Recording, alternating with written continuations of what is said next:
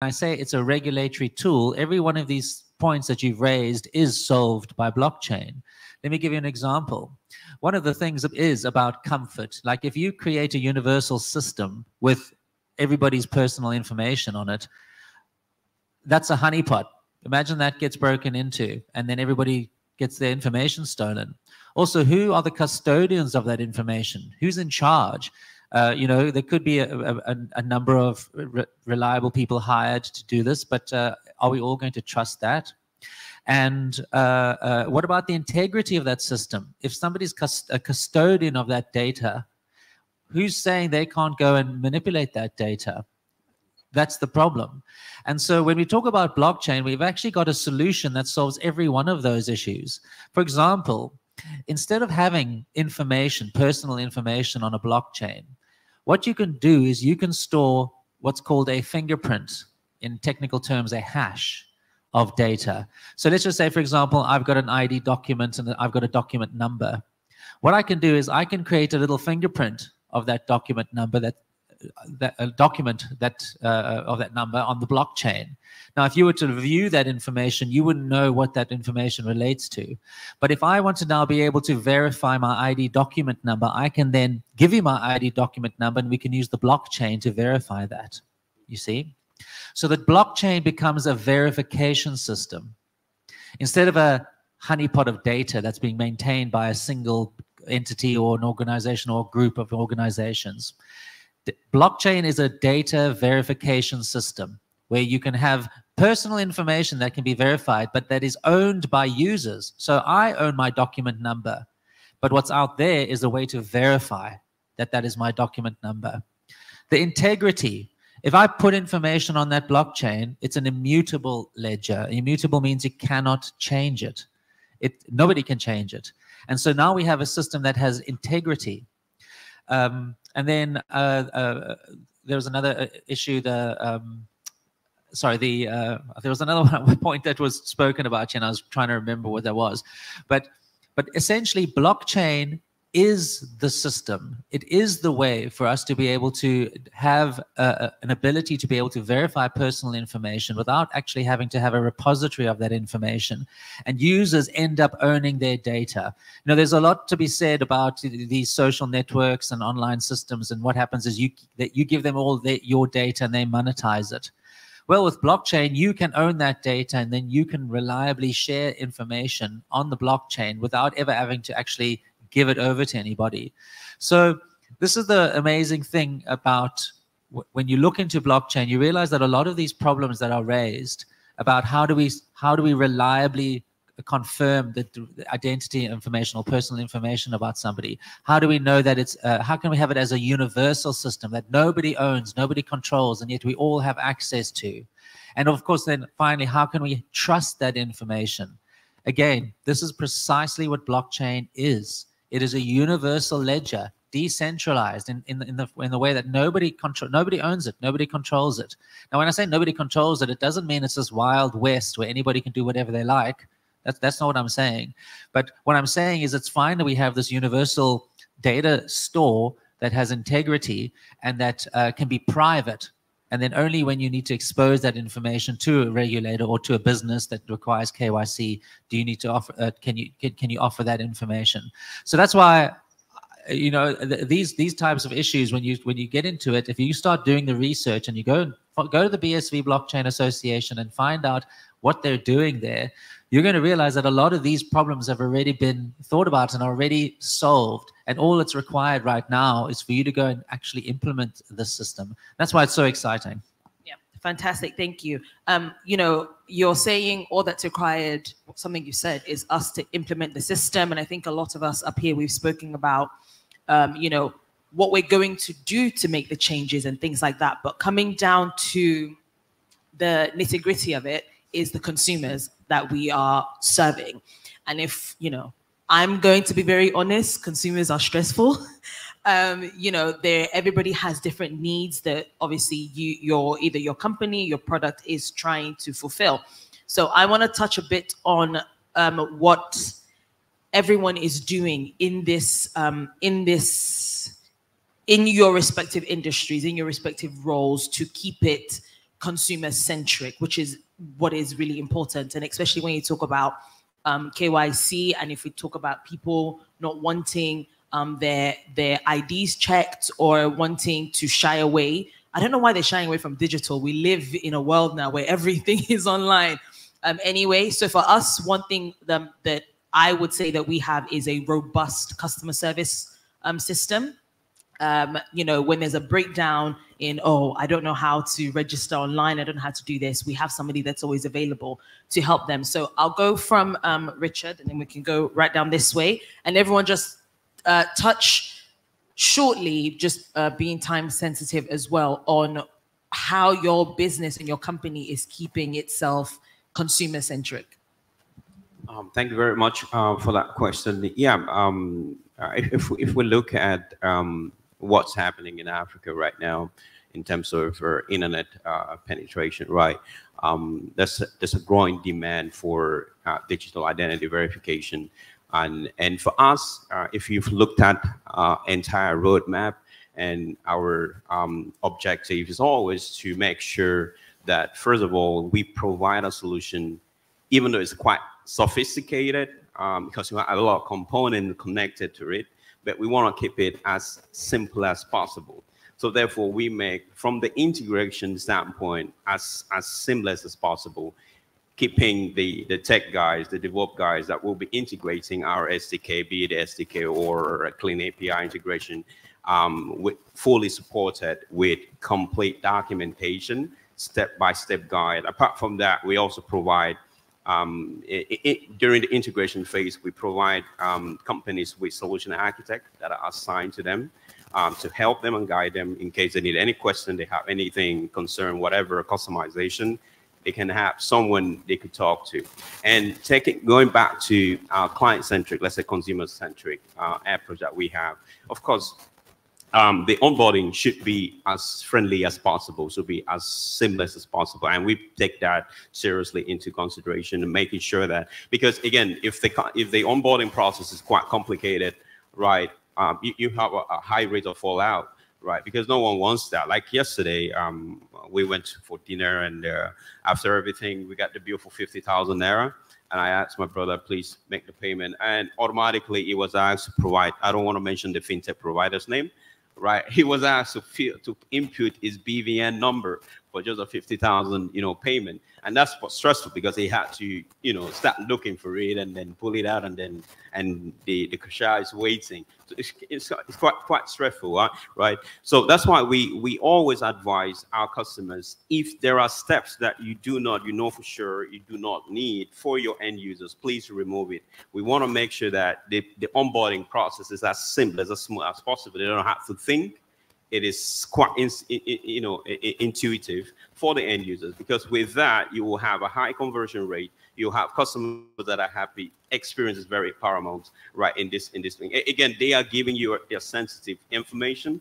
They should do that smiling, right? Not constantly, asking unnecessary questions or unnecessary steps in the process of onboarding a user. So we take it very, very seriously, and we try to campaign about it every time that we are in a call with a prospect. We campaign about it all the time, because it is very, very important for us that that our partners have success, because if they are successful in whatever they're trying to achieve, we are successful. So it's basically a win-win situation. Yeah, thanks. Perfect. Thank you so much. And you're very right. A business does need to review its processes very, very often, just to make sure the end user, it is easy for the end user. I'll come to you next. Thank you very much once again. Sitting across from me, I'm seeing some very familiar faces with the regulators. I think a couple of them I saw last week in CBN, so I have to be very careful. That's on the lighter side. When I was talking about the input of data, I wasn't necessarily talking about customers not wanting to evolve with digitization. What I was talking about is customers, as a certified fraud examiner, as a certified anti-money laundering specialist, as a certified financial crime specialist, I know too well to know those persons that are going to hide behind the seamless onboarding process. You know what I'm talking about. So in some cases, it's not about it being seamless. Somebody could call you at 2 a.m. and say, I have 100 billion naira and I want to put it in your vault. And I'll wake up and then go open and put it there without any proper documentation. That is what some people want, in quote. So no matter how simple, no matter how simplified the process of onboarding is, there are some people who will also everly want to escape it. That's number one. Number two, I was thinking out loud with my colleagues the other day, if a customer comes to me and says he has an account with Bank A and I am Bank B, and Bank A has all of the KYC details of this particular customer, there are certain things I should ordinarily not want to ask. We just go straight to the point because Bank A has already done the needed due diligence on this customer. So the Bank A has reduced the stress and the headache and has even made it more simplified for me to onboard this customer. Don't forget, it doesn't work that way here because you cannot bank your hopes on Bank A for whatever reasons and skip certain due diligence procedure as Bank B. My regulator is looking at me on the lighter side. So as a bank, you need to conduct your due diligence. We're clamoring for it being simplified. We're clamoring for simplicity, change, and whatsoever. But there's some basic necessity that you cannot escape. And to certain customers, no matter how simplified they are, they still have a problem with those. You know, so in as much as we're saying it should be simplest, as a banker, I know how simplified we've gone to onboard customers, which, don't forget, in the terrain, in the jurisdiction we find ourselves, if you do anything digitalized, you have to come in person to correct it's an added check, because the farther away a customer is from the bank or from the location, the more risky the customer is, you know. So whatever it is we're doing as an institution, as an entity, as a bank, we need to continuously engage our customers on the need. We're not just doing it for ourselves as an entity, we're also doing it to protect their interest overall. Thank you. Thank you. Thank you. From my perspective, obviously, as an educator, I sit kind of outside, but at the same time, it goes back to having that awareness within the organization, especially the analysts who are verifying the information. Do they know what they're looking for? Because at that moment in time, if they know what they're looking for and they have to reach out back to the client contact, they know what to ask for. But where they don't understand what they need to do, then that's why we find come across some of the challenges that Richard highlighted, that they are asking nuisance questions. Can you please confirm the address? Well, if you look at the document, it was already there. But it goes back to raising that awareness, having analysts, having teams that are fully educated in terms of what they need to know, because that translates to a good customer experience. Another point that I would like to highlight is having a robust enough AML program that you can apply a risk-based approach.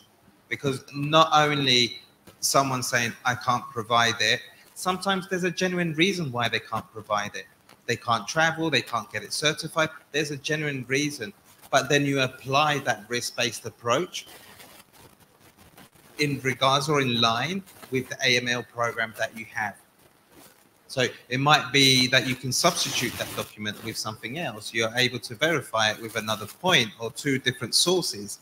So it's just having that understanding in-house in order to improve that customer experience. Thanks. Okay. Yeah, and sorry, Precious and Lorraine, can we keep it, because we're running out of time now, just short and concise, All right, please. thank you very much. So for us, I would just say we use transparency and honesty. You have to make the customer understand that this is the reason why we want this data. For example, there was a time we had one experience with the customer, and she came with a scribbled valid ID card and all of that. Didn't want most of our details shown. It was almost like, it's worthless. Why are you, giving us that and all? So you understand that most of them, they are just being cautious of how they utilize how they want their data information to be out there. But you have to make them understand that this is the reason why, the data is important, and so that to enable you fulfill your own statutory and legal responsibility. So, yeah. Thanks. And I'll just summarize. I think the panelists did a great job, but at the end of the day, when it comes to the consumer, the most important thing is the experience, customer experience. If they're going to be verifying IDs, it needs to be a seamless process, and they must be able to enjoy it, and it must be simple. I mean, that is really what it boils down to. Thank you. All right, Aya, you're done with the conversation. If you have one or two questions, are there any question or comment? If none at all, okay, at this particular point in time, I have a question. Okay, how many questions, please? Can you just raise your hands up so I can have it fully indicated with just one? One going, one gone. All right, give him the question. Give him the microphone so that he can ask his question. I don't know when they start giving people questions to even give their own questions as the case is. All right, your name and organization. I know you are CBN, but your name, sir. Thank you. Just to confirm that, yes, I'm CBN. I said it. Okay, so my name is Isaiah from CBN. I want to appreciate the panelists and also the co-panelist, that is the MC, has been doing a very great job. Thank you. Since yesterday, a lot of people have been very charitable and maybe even uncharitable to the... Can you use the mic? So, yeah. I mean, especially the questions. I mean, people have been very charitable and also uncharitable to regulators, saying regulators lock themselves in the room and come up with policies that, and that the regulators need help. Yes, we actually need help. I think all of us actually need help. We should understand there's always a thin line between financial inclusion and also regulation. So the last speaker talked about using risk-based approach towards AML KYC. If you remember some years back, in order to encourage financial inclusion, the central bank came up with tiered KYC. We have tier 1, 2, and 3. Yeah. For tier 1, all you need is just a telephone number. And then for tier 2, all you need is any form of identification, ID card. But unfortunately, the fintechs that need speed, that during the last session, somebody talked about the fintech needing speed and then the regulators crawling to catch up with their speed, unfortunately, allow their space to be invaded by fraudsters. We've seen in this world where people's phone numbers are being hacked, and then at the end of the day, you see most of the accounts being given are these tier 1 accounts that initially were created in order to encourage financial inclusion. What I'm just saying, my comment in essence is that the regulators always want to encourage financial inclusion, but at the same time, one of the most important things to the regulators is the issue of financial system stability. So always look at what is most important. Are you going to encourage financial inclusion to the detriment of financial system stability, and also to the detriment of eroding the little confidence that people have in the system, or you should tighten your regulation? At the end of the day, all I'm just calling on the panelists and even people here, especially the players, is that at every point in time, we need to work together in order to achieve this financial inclusion. The regulators are not out there to thwart innovation, but rather want to encourage innovation, but at the same time, do it in a safe way, in such a way that the confidence that people have in the system is not eroded, and the issue of financial system stability is also not compromised. Once again, thank you to the panelists and the co-panelists. That's our great aims. Thank you. Please let's put our hands together for him. Clap, boys, from CBN. No, but interestingly enough, I think CBN happens to be an agency that has, I imagine, one of the highest numbers of delegates, earmarked for this conference. So it's a reflection of the fact that they understand this, and more importantly, for them to be able to, stay abreast, and of course, alongside with the trends of this particular space. So I think we recognize CBN for that and their partnership, and it's great. Thank you so very much. I'm very sure that was not a question. You just made a comment, just to let you people know that we're all together in this business. Your success is my success. Your failure, I'm not sure whether you want to share in their failure. Can I comment back? It's all to, so Ayo, over. I would like to comment back saying that CBN is one of our regulators.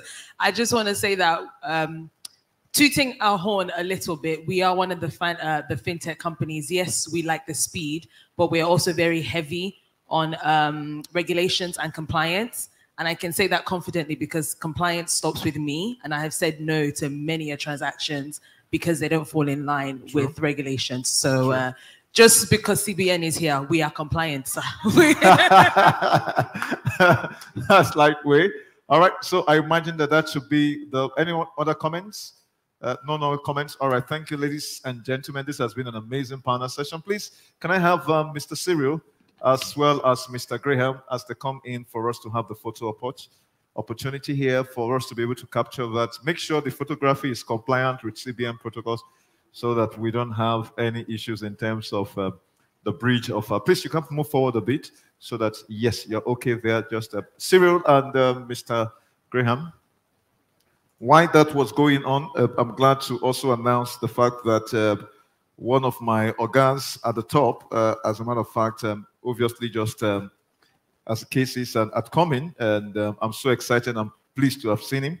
And that's the Vice Chairman of CB in the person of Mr. Jibade Laolu Adewale. Please, can you put your hands together for him? The more you clap, the more successful you will be. All right. Thank you very much. All right. So, okay. Thank you very much, gentlemen. Thank you so very much. I like the fact that you were able to hold that particular session, and then we ensure that next time we're not going to have that kind of higgy haga, according to one of my very good friends.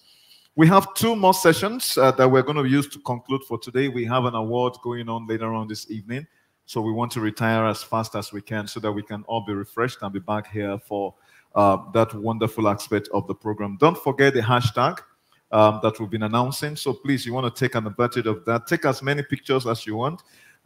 Those pictures are for free. I can promise you that. And also, ladies and gentlemen, please be mindful of your personal items, your phones, your mobile phones, your tabs, as well as your bags, as the case is. But quickly, we are going to have a product showcase from Nexus for the next 5 minutes, more or less, as the case might be. Please, can we have Nexus? And then the next session is going to be the roundtable on the supervisory technology, with the theme Bridging the Data Trust Gap for SupTech in the Era of Digital Financial Services. And also finally, to conclude the first half of this event, which is going to be the conference, we have the final roundtable on FinTech versus traditional banks, which is FinTech as the case might be. And I'm very particular about this one and exactly how we can be able to create a synchronized outlook and system, because we're all working, like we said yesterday, is for the sake of the consumer. And that itself is one of the things we must always center on.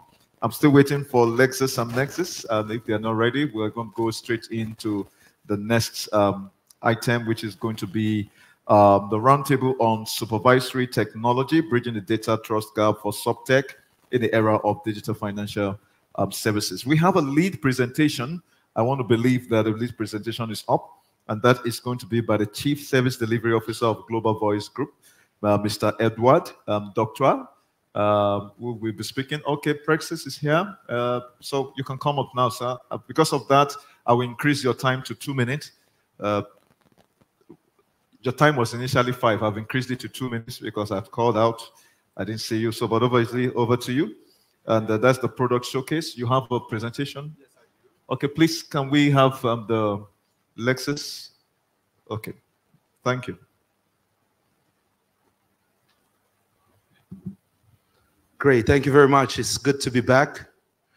At least this time around, I'm going to put on my salesperson hat to be able to sell the value of the solutions that I have. I don't know if the tech team is ready. So great, while they get that ready, as I mentioned in my presentation this morning, LexisNexis is a tech and data provider. What we've been able to do over the years, we started as a data company at heart. We are part of a larger group in the US called the RELX Group. We work closely with the healthcare center, the healthcare sector in America, insurance sector, government in America, to be able to really collect data and to leverage that with the technology to add value to organization. So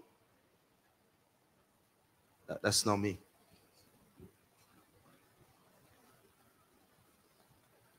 Great. So what we have been able to do in the regulatory space is to build solutions that cover your customer journey from end to end, from the time where your customer present themselves to be able to consume your product. We want to be able to give you a holistic view of that customer and the risk associated with that customer, the risk of doing business with that customer.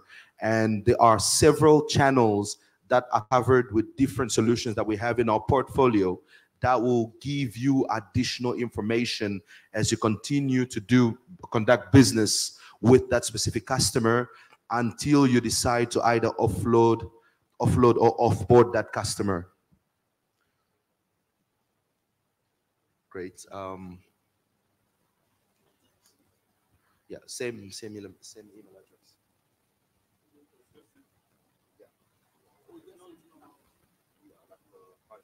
Okay, ladies and gentlemen, they're having some closed-door conversation. Is it there? Alternatively, we can. Great. Is it there? Okay, great. I think they found the file.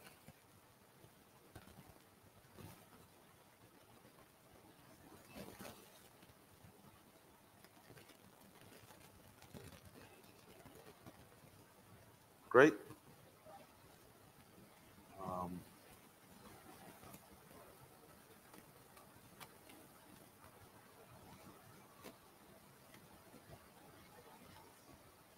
Perfect. So this gives you a little bit of an overview of LexisNexis portfolio of solutions. Like I said, we are really in tech and data, and it's not only limited to your risk and compliance. We have payments data as well as the technology, and fraud and identity, tech and data. I think there's a slide that gives you more of an understanding of what we cover. So in terms of solutions, and we understand that customers may have different needs, or they may have an ecosystem that has multiple other vendors they believe can add value to the products or the services they offer to the client. So our model has been in a way that we either give you a point solution that can complement the ecosystem that you've already built, or for a customer who wants to have LexisNexis embedded into their strategy, we give you like an end-to-end kind of solution when it comes to risk compliance, payments, and your transaction monitoring. So we have solutions that at the beginning of this relationship, and we're seeing with financial inclusion, we're seeing a lot more digital onboarding happening. We spoke about the rise of fintechs. They want to be able to, with agility, onboard as many clients as possible, as convenient as possible it is to the customers. So we have solutions that are able to tell you from the point of contact with your product or your platform, if the person that's trying to onboard is a bot or is a human, because it takes a lot more cost to be doing all the other due diligence on a customer that is not even real. So we have a solution that is able to detect in the point of contact if the person that is the customer that is trying to get access to your services is a bot or is a human. And from there, we are able to do several forms of fraud detection. With FATF today, they want you to be able to know exactly where the customer is accessing your services is coming from. So there are things such as sanctioned location. It's very important to know whatever customer is trying to access your services, especially digitally, is coming from a proper location. But we see fraudsters or criminals, what they do, they mask their location with VPN and proxies. We have solutions that is able to detect the true location of that transaction or that customer, to be able to know exactly how much risk is attached to that. We have solutions that is able to also look at the behavior of users to your platforms or the devices, right? If you are a user of a financial service, there is a certain way, certain pattern or behavior that you have on how you use your device, on how you communicate with that mobile platform of that bank or that fintech. And what our solution is able to do is to be able to register that behavior, to create a certain pattern that is appropriate to you, how you press your phone and how you swipe on the screen, all those elements that is proper to how you do. So when the behavior begin to change, and we're not just saying if the swiping of the phone is different, then we mark it and we flag it as a fraudulent transaction, but we're saying we have a certain number of data or touch points that is able to aggregate and tell us that indeed this is a risky transaction, a risky operation, or a risky customer. So we have solutions that is able to address that. Also, when it comes to KYC, after you've made sure that whatever the customer is trying to gain access is indeed a human, then you want to be able to do that KYC, that document authentication, that passport, that ID, that driver's license. You want to make sure that is not tampered with. In other countries where the infrastructure was made available to us, we've been able to build partnership with, you know, the Department of Home Affairs in South Africa, where we are able to tap into the government database and verify the authenticity or the originality of that document. Is Michel Kitos, who's presenting his passport number, is indeed the Michel Kitos trying to onboard into a specific financial service. And then, yes, obviously, when it comes to authenticating into the platform, we have key-based authentication or OTP to be able to reinforce that level of security. If someone in a certain way is trying to gain access, there is that extra level of security to be able to gain access into your services. And obviously, AML screening, which is something that is mostly associated with LexisNexis, where we have screening tools. We're screening individuals and their transaction. So LexisNexis cover several numbers of screening methods or screening solutions.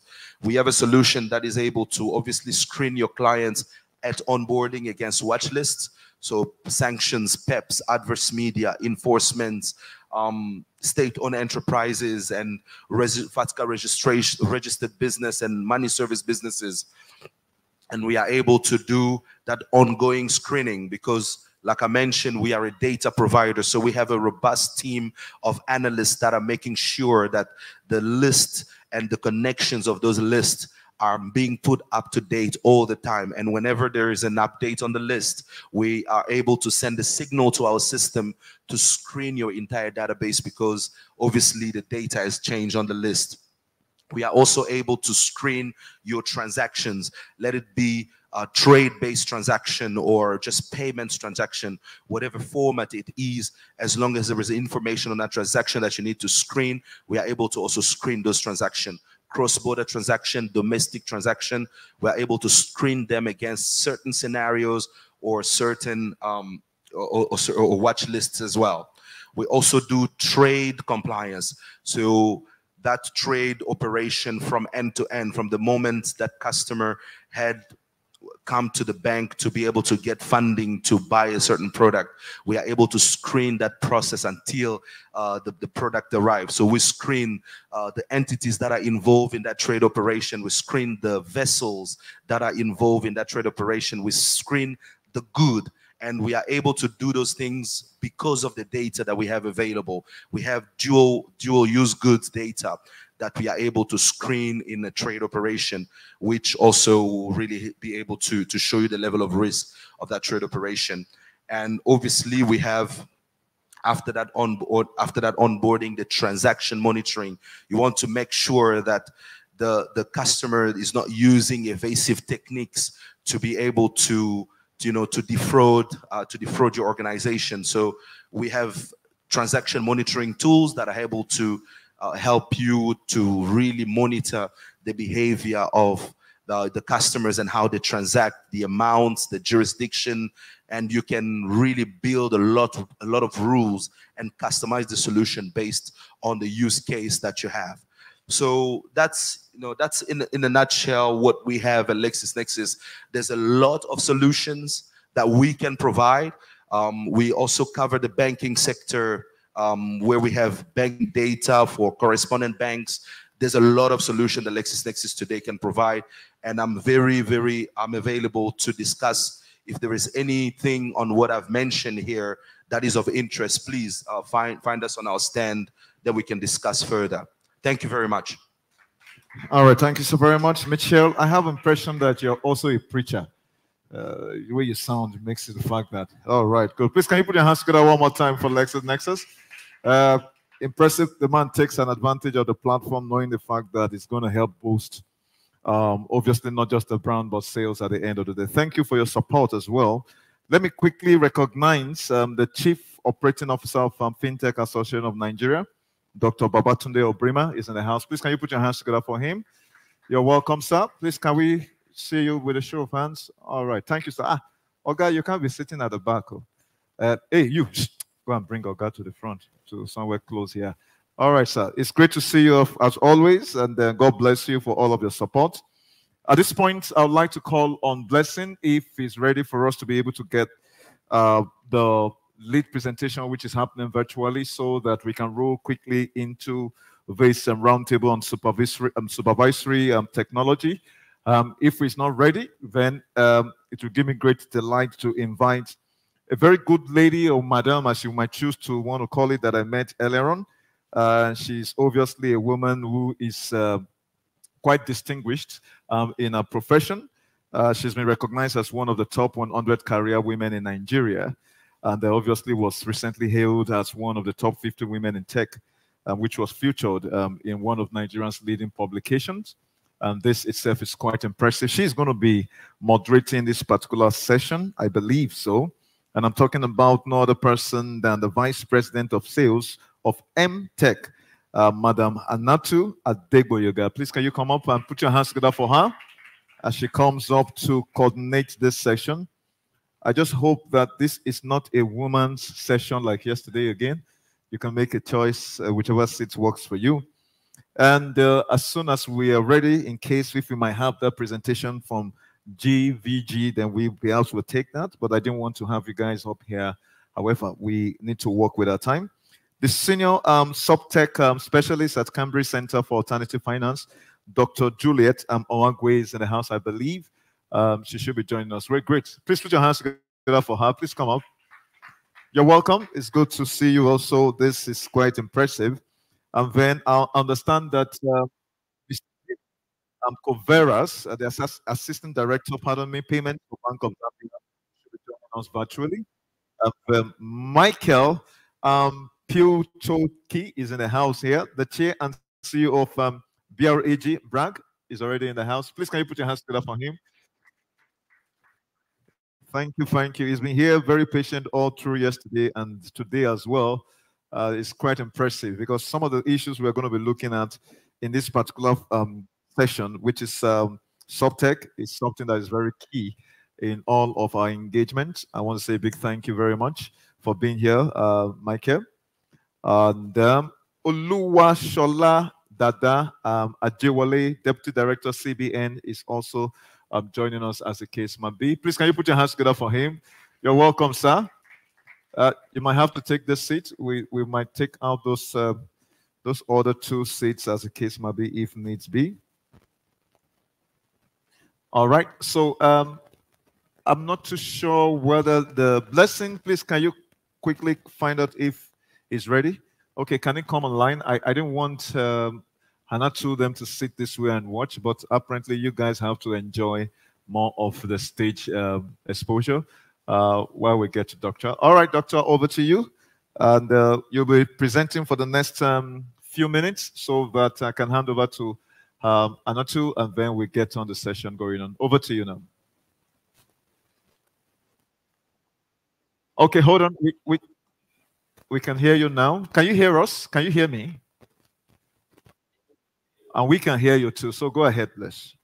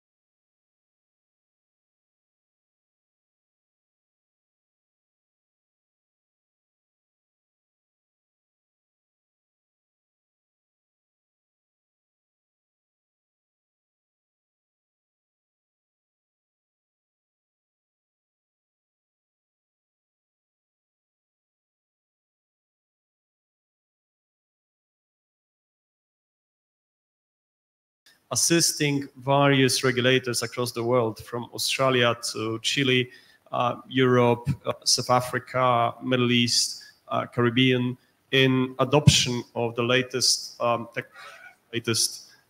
creating latest initiatives in the RegTech and SupTech scene, particularly on the verge between policies, data, and technology.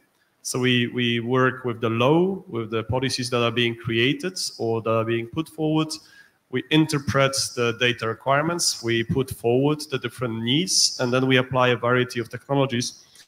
And I'll definitely be, over the course of our panel, talking a lot about standardization, about design thinking, about cases that perhaps would be useful for the regulators in the room and online.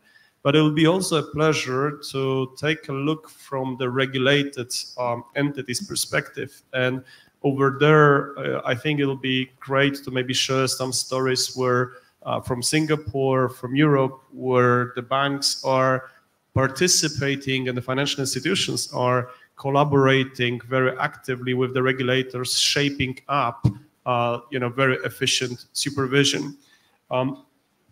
One thing that I would like to stress is I think I did like a lot previous comments from a colleague from AML Authority, which were very kind of like, pragmatic and practical.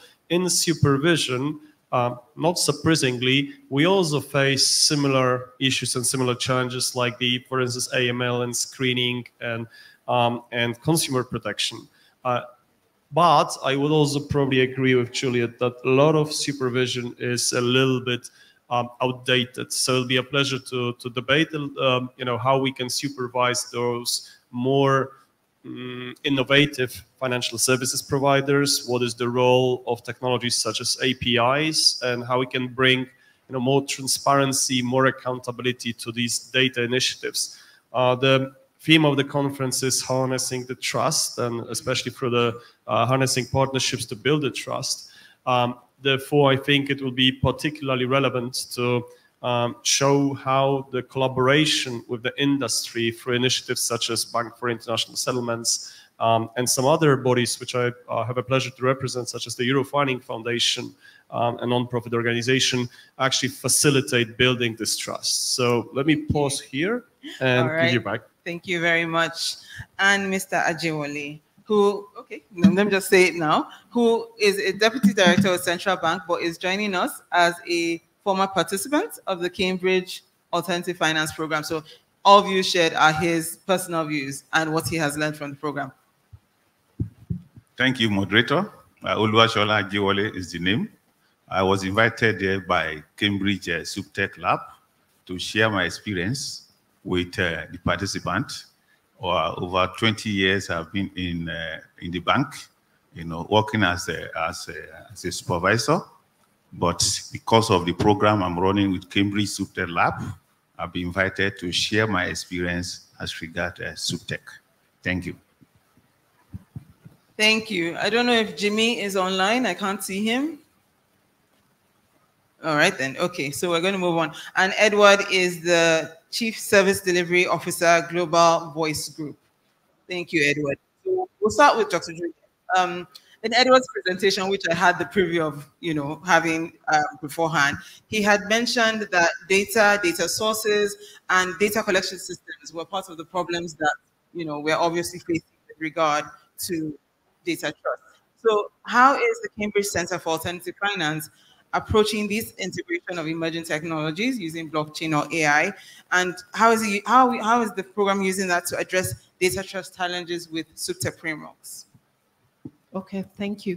So I'll start with agreeing with what he's saying. So within the lab, we have this annual State of SupTech report, and it is based on survey that we send out to financial authorities across the globe.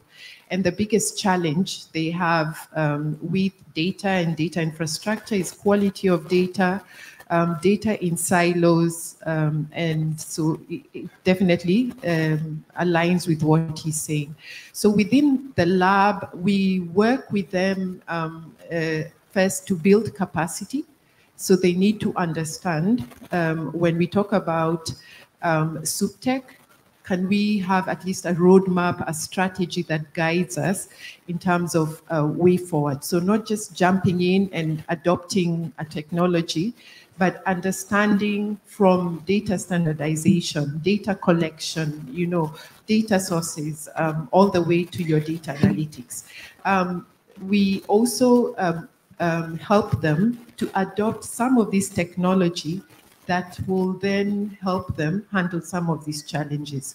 So we heard about blockchain. So we take them through how they themselves can adopt blockchain to help them with data sharing, data immutability, and how they can adopt AI to be able to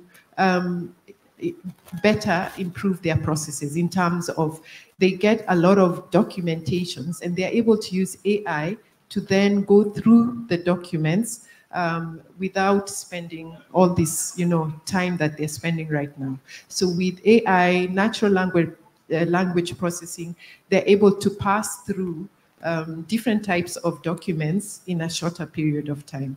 So we do introduce them to the innovative technology. We provide a platform for collaboration. We've heard it today, and I don't think we'll hear enough of it. So we do provide a platform where they can collaborate amongst themselves because some of the issues are also cross-border. Data is traveling across border, so they need to collaborate amongst themselves and also with industry. Okay, thank you. And I'm glad you talked about standardization. We'll talk about that later, okay? Moving on to you, Mr. Ajewale, as a student, same question.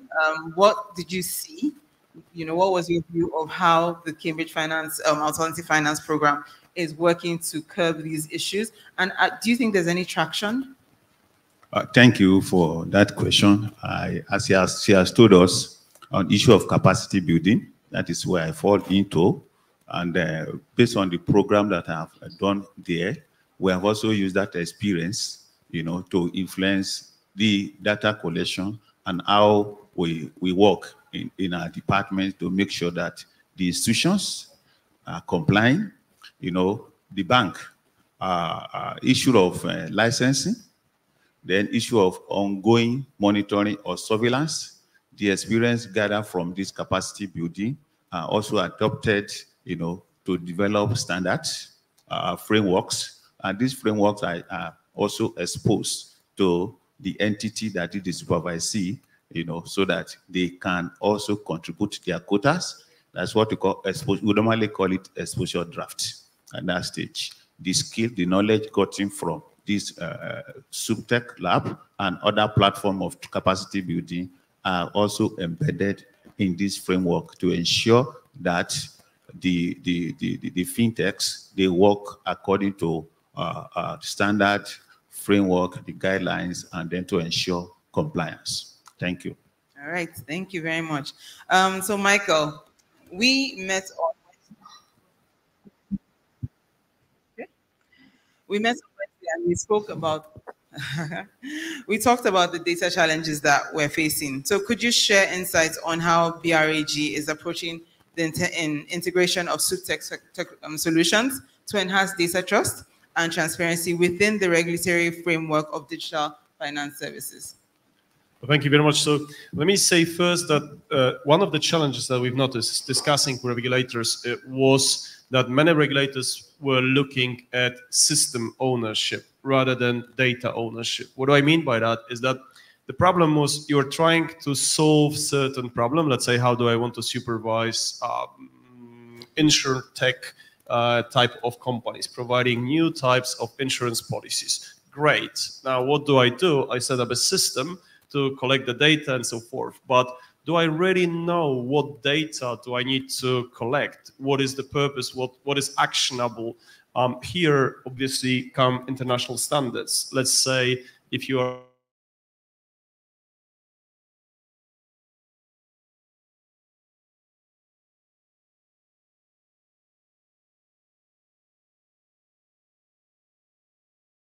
when you take a look at your peers, colleagues, supervisors from other spaces like Solvency II and so forth, If you supervise capital market entities, listed companies, well, in such case, you will take a look at financial reporting standards like IFRSs. You may want to obviously introduce ESG and so forth.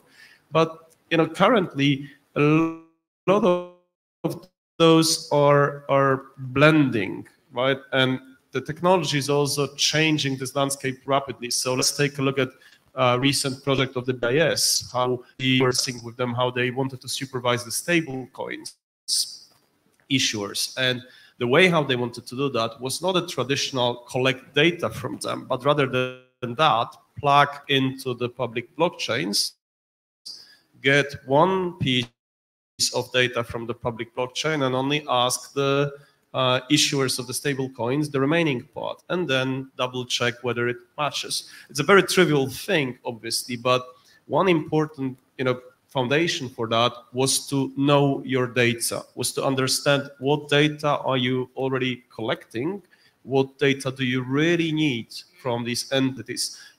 There were a lot of discussions yesterday, particularly about, for instance, consumer protection proportionality.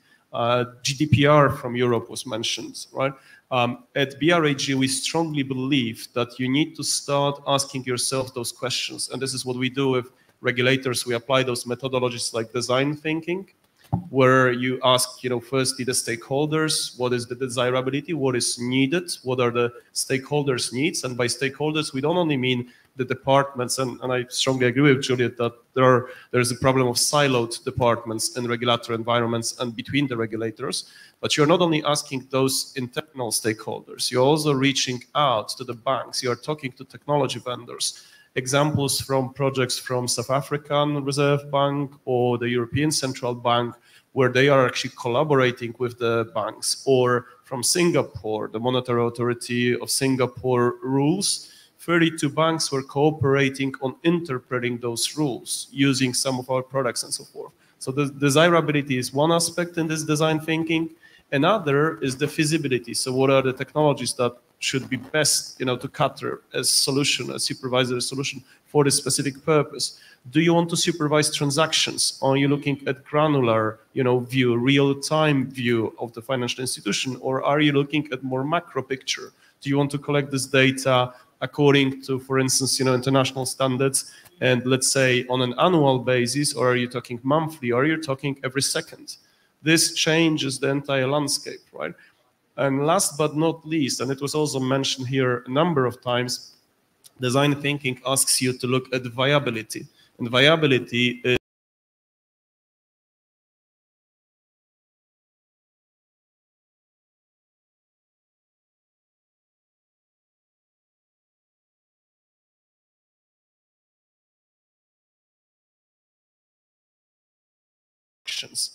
it's a great technology.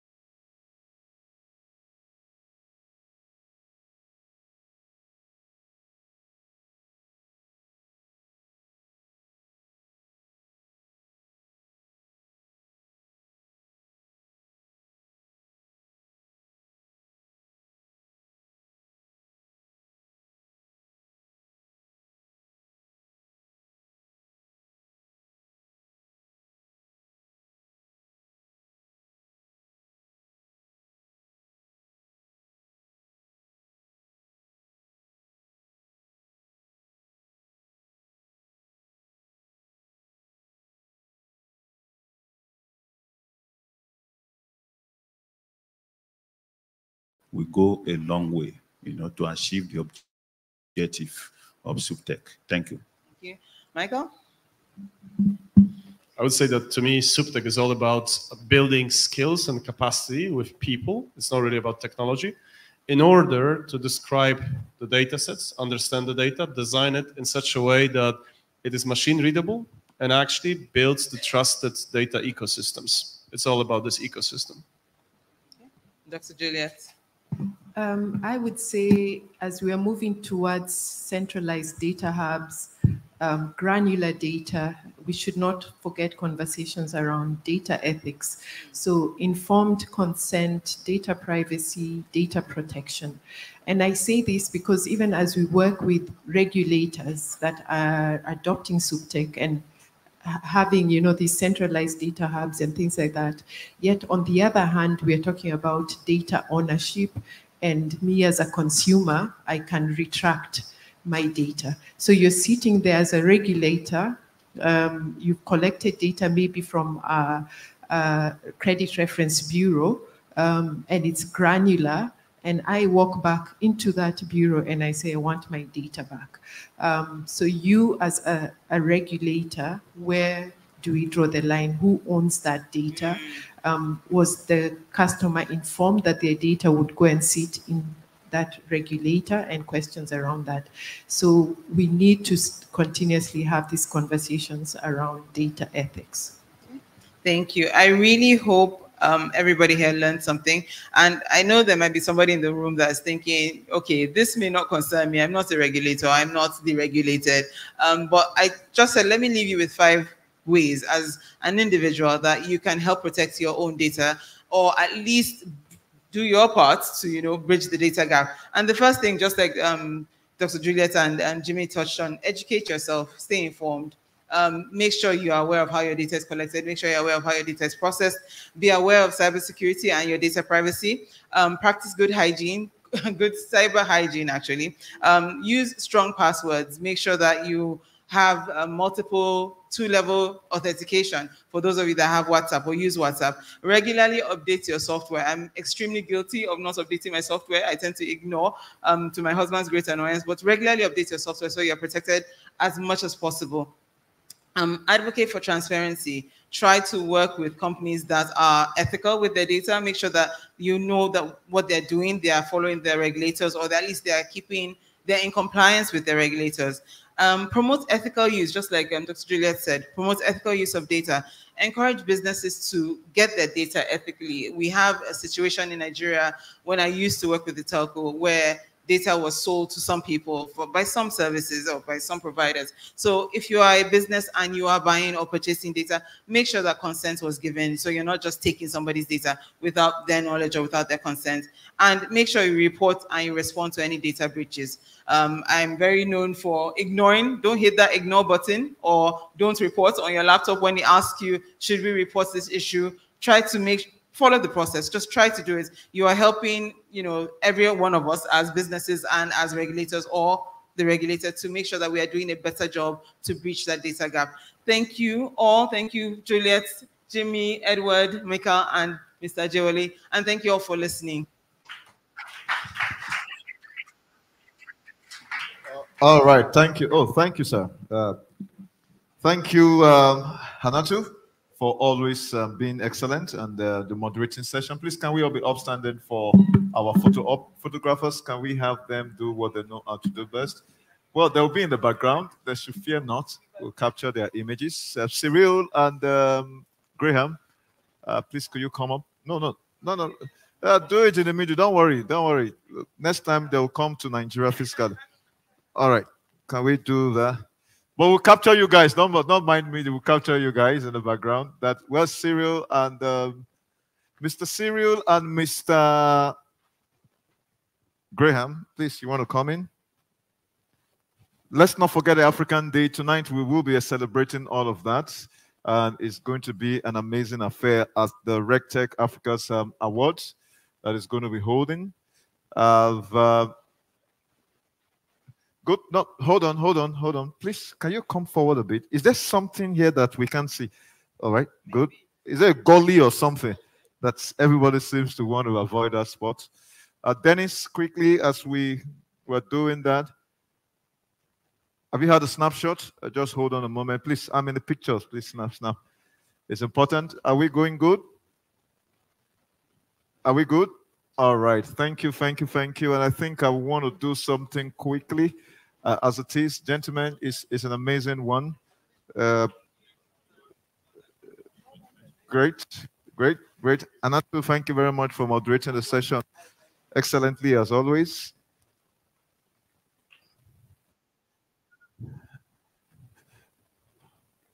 All right, thank you.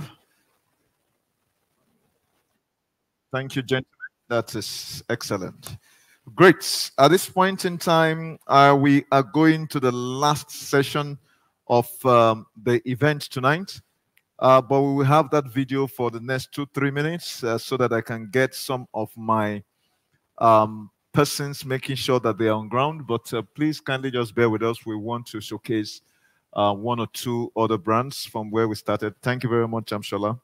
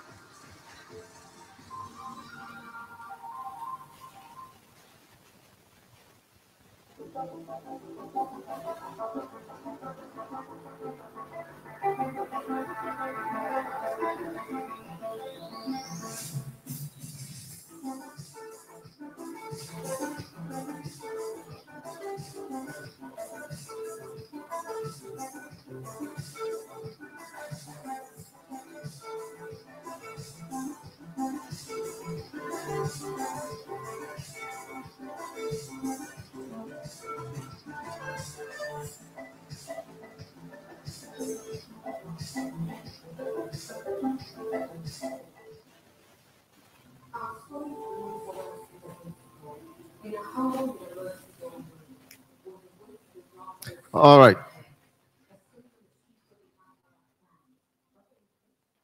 Thank you, Shola. This is an amazing moment that we have had, and we are creating memories and, of course, content for us to be able to make as to use as reference points. However, we will need to move on to the final session of yes, of this day 2 conference, of which is the RegTech conference. Haven't been focused on so many other tracks, but this particular track is one that I have to particularly sit in all through. Because I want to imagine that there's some kind of relationship going on amongst these 2 key, sections of this ecosystem. And this is a roundtable on fintech versus traditional banks. You will get the impression perhaps this might just be a boxing affair, but not at all. I imagine it's a relationship that we're all synchronizing. So we want to hear from the banks themselves and, of course, from the fintech, and to see exactly what the case here has to do with, I'm being careful not to get into trouble. However, I believe that the moderator of this particular panel is very qualified to help navigate this very, very, undulating, so to speak, path. And I'm so glad that he's here in person. He's a man who has a doctorate degree in business administration and, of course, certification in project management, and is a life coach, a fellow of the Nigerian Institute of Management, and the honorary senior member of the Chartered Institute of Banker.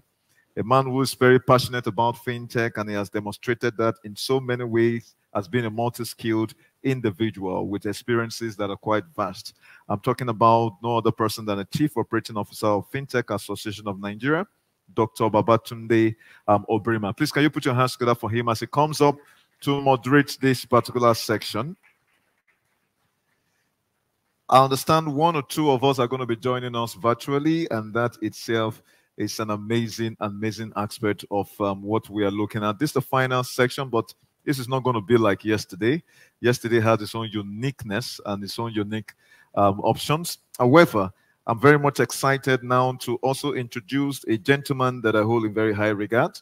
He's the Group Head, Partnership and Ecosystems in Wema Bank, with the responsibility to deepen relationship with government businesses and consumers, for acquisition, value-added transactions and support.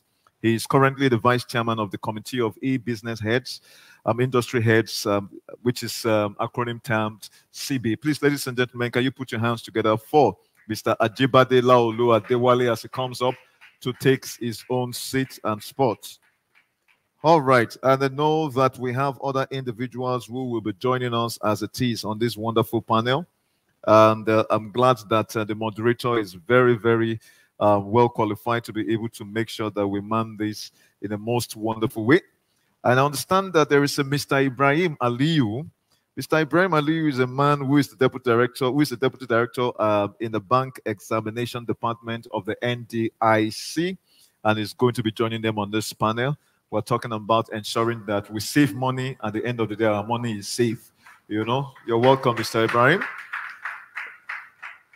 Great. And as we're making as much progress as it is, I want to believe that Mr. Martin Kwame Awaga, who will obviously be joining us virtually. I'm very sure Blessing is going to help coordinate that with the technical team, as the case is. And then we have Ugochukwu Obi. Ugochukwu Obi is heads the Information Communication and Technology and FinTech practice group in Patstone and Grace. And there is a distinguished corporate, commercial, and FinTech lawyer with an in-depth understanding of the Nigerian legal landscape. Ladies and gentlemen, please can we put our hands together for Mr. Barrister, if that's the right word to use, Obi. All of them joined. You who don't like the barrister word, it's like there's some FinTech. Mr. is okay. Mr. is okay. Look at the way he said, Mr. is okay. Mr. is okay. You know that is a man who is on the side of the FinTech, you know, but we are definitely going to have that, as a matter of fact, being balanced out. And we have the last but not the least on this particular session, and I believe I've seen her earlier on, and that is the compliance risk management expert and the CEO and founder of the compliance risk advisory firm, KC Compliance, in the person of Madam Kudzai Chaka. I hope I got that right. Madam Chaka, is she joining us virtually? Okay, she's joining us virtually. Okay, that is great. And then I understand that Mayoko Owolabi is in the house as well. Oh my God, she is in the house. As a matter of fact, this one is a very particular one of my own interest. I've been a distinguished professional with over 13 years experience in digital payment industry. She has a very impressive credentials, which is one of the things we are seeing that's going to be reflected in this conversation. With a wealth of experience, I'm very sure that the moderator is going to be very much pleased to have her here. She's the Vice President, Global Expansion and Payment Partnerships, Anglophone Africa for Flutterwave. Please, for her. At this point in time, I know that this is something we're quite familiar with, sir, and it gives me a great honor to hand over the microphone to you. You are going to determine the time we're going to leave here today, sir. So this is the last session, and we are back later on in the evening, ladies and gentlemen, for the awards, and make sure we are all ready and rested for it, sir. Over to you, Dr. Obrima. Okay, thank you. Good afternoon, everybody, and thanks for joining this session. So it's banks versus fintechs. AJ, you have your gloves, and Mayoko, you have your gloves. So let's start the battle.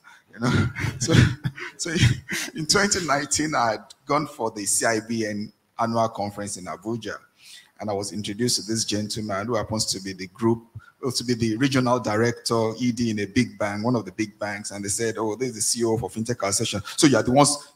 First thing, so you are the people causing problem all over the place."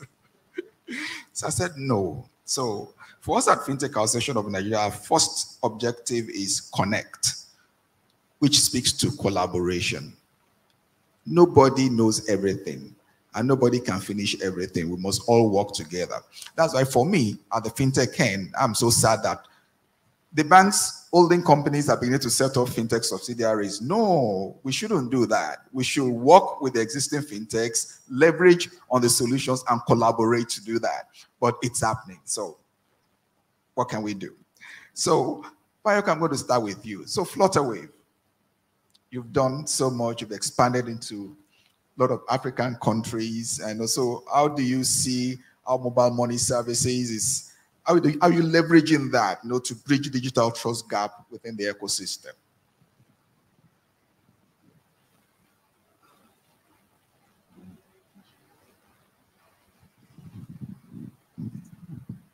Okay. Can you hear me? Okay, great. Okay, thank you very much, and good afternoon, everyone. I'm pleased to be here today.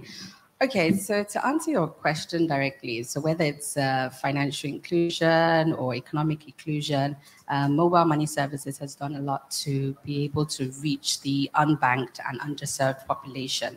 One of the ways that we can leverage to increase the trust is to leverage the community leaders.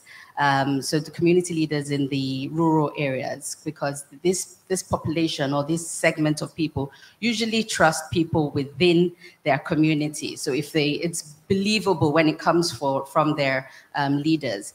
So in that way, we can create financial literacy programs that teach about mobile money services, the benefits, the usage. We can do it in form of workshops, hands-on trainings, practical demos, actually showing them how it works with a mobile phone in their hand. So in this way, there's transparency. So they know that, okay, this is the fee, these are the terms and conditions, my money is not going anywhere, seeing is believing. And then they always need to be engaged and communicated to in a language that they understand. In addition to that, I also say agency network, expanding the agency network. Today we have agents all over, I think almost 2 million agents in Nigeria. We can still expand that further. We know that they're in every neighborhood. This is still about trust. So you know that the woman in the corner shop, she sells provisions, but she's also an agent. So you can do cash in and cash out services through that. So that will facilitate the trust between the financial institutions, fintechs like us and banks and the likes, and those agents. So they can handle customers' issues, they can facilitate transactions. And then lastly, partnering with mobile network operators, banks, and other financial institutions to create tailored value-added service products and solutions such that it is fit for use and fit for purpose. We can't just create generic products and expect that, okay, because it's working for the current banking population, it should also work for the underserved. So whether it's gender-specific, culture-specific, location-specific, we should look at creating solutions in partnership with the banks and the other financial institutions that will help drive the financial inclusion and fit the specific needs of those in that sector. Thank you.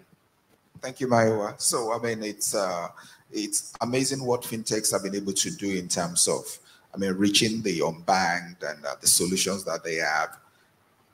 Why? Because banks can't be in some of those locations, right?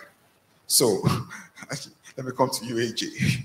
So, can you share your perspective? What are the challenges that the traditional banks really have in building digital trust with customers? Is it legacy issues? Is it knowledge issues? Or is it just that the banks don't want to change?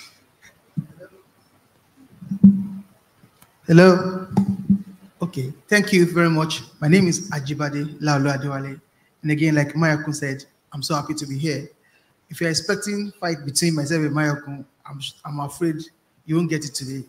Because I work with Mayako, those are 13 years. I worked almost 10 years with her in different organizations. So that means I've been partnering with her for a very long time. I work in Wema Bank. Precisely, I work in the digital arm of Wema Bank. So we built the first fully digital bank in Nigeria. As a matter of fact, we arguably say it is in Africa. So what that means is that I work in a fintech that didn't claim to be a fintech.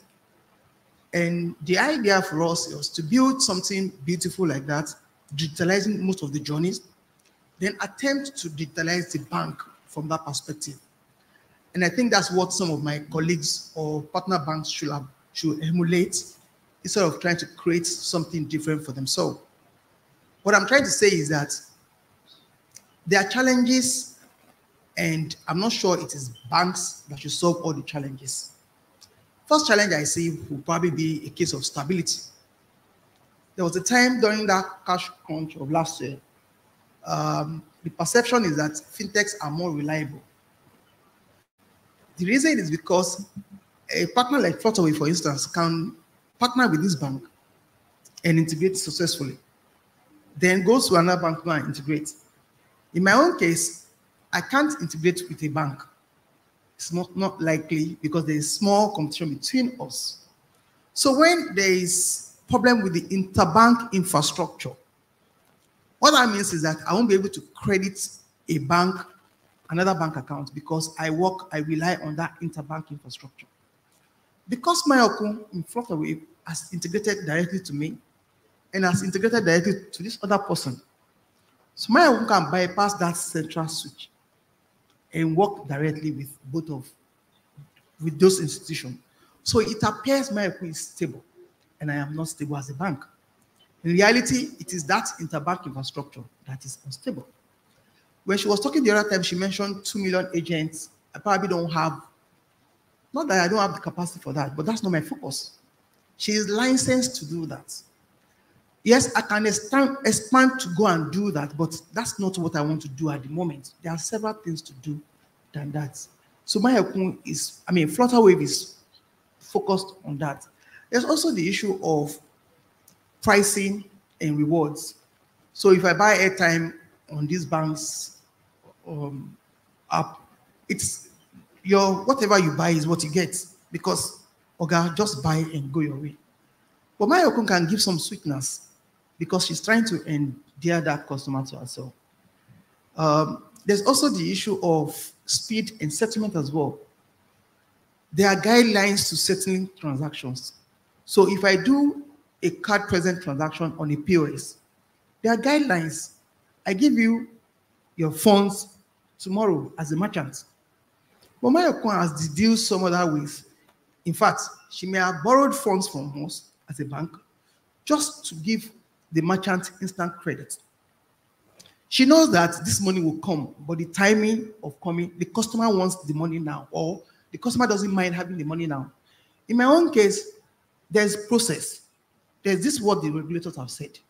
So as much as I want to innovate too, there's the regulatory part of it. There's the licensing part of it. So those are challenges I see that banks have that fintechs may not have. And it may look as if, banks don't want to change. No, they are following process. And if you miss one of those steps in processing, the regulator can slam you. So I'm not sure there is fight between us. Just that we are learning to do different things, and it's just to enhance the ecosystem. Thank you.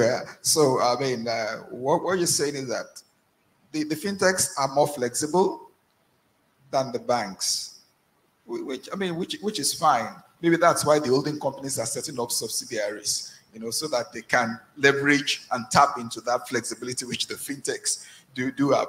But with the way regulators are breathing on fintechs now, I don't know if that will continue for long, but we shall see. So let me come to a regulator. So Alhaji Abdulhamid, so you deal with both of them, fintechs and banks.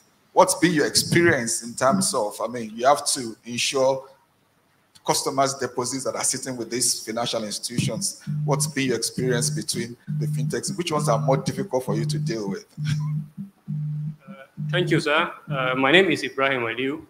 I'm representing the Director of Insurance and Surveillance Department, Mr. Abdulhamid Aliu. Yeah, fintechs, the emergence of fintechs is something of joy to the industry because they have brought a lot of innovations in the space, in the digital space. And as a result, they have brought a lot of convenience to customers, depositors, people that want money, quick money, you know, people in remote areas where there is no network, you know, by telcos or what have you. And convenience for people that don't want to go to maybe an ATM to cash out due to the limitations of automated teller machines that we have. And for the most part, at times you go to some of these ATMs, you don't even discover that there is no money in such ATMs. So it has created a lot of convenience in the industry. As compared to the conventional deposit money banks, conventional money banks, deposit money banks are bigger in size, in complexity of their operations, you know. But then you discover that they are a bit slow in service delivery as compared with fintechs. Another downside of fintechs that we have been experiencing, you know, as regulators, sadly, is issue of fraud.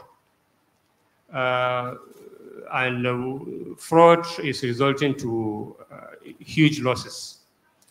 You discover that due to the lower level of KYC requirements of these fintechs, many fraudsters seize that advantage to commit fraud and then channel the proceeds through fintechs.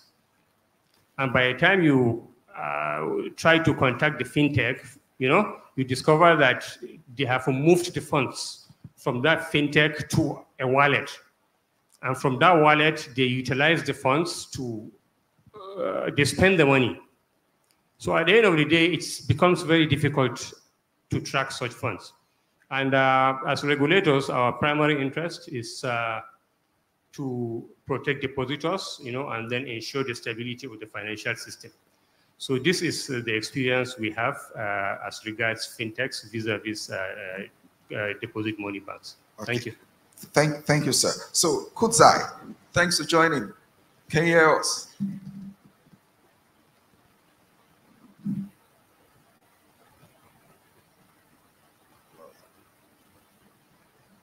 Yeah, Kudzai, can you hear us?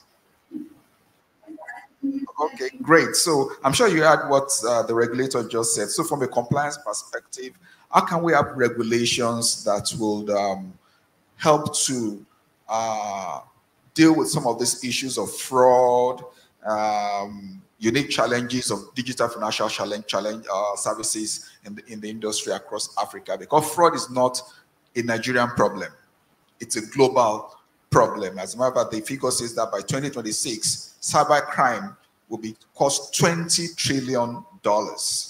That's a huge amount. So, I mean, and in Nigeria, I think we're looking at about $500 million annually in terms of cybercrime. So, I mean, how can compliance policies help to deal with some of these things?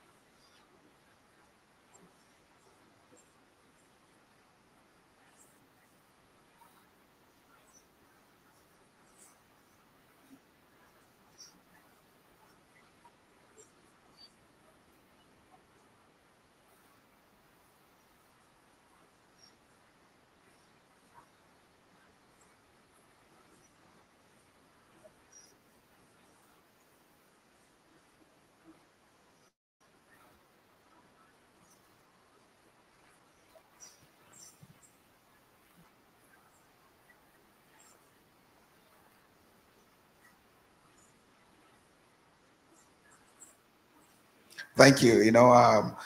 We get the forums and the fintech and the regulators who don't know what they're doing. They don't understand that space. Just calm down. Regulators are flesh and blood. And they are not spirits. So they can't. So if you expect them to be correct all the time, then you're wrong. I've never seen a startup get it right the time. So for emerging technologies, everybody's a startup, including regulators. We're all learning. And I think that's why engagement is extremely important, that we all need to talk. It shouldn't be top down. It should be engagement where we can sit together and look at these issues. Regulators can learn from the operators can learn from the regulators. We can develop the frameworks together and run the ecosystem because everybody's learning. Today we're talking about blockchain. Tomorrow it could be chain. Something else has happened. Something else has happened. So let me come to you, Ugochukwu. What legal frameworks or policies do you think that will be beneficial in dealing with all these issues? Are the frameworks that are existing sufficient? Do we need to have new ones? So from a legal perspective, let's hear your views. Okay, thank you so much for that question.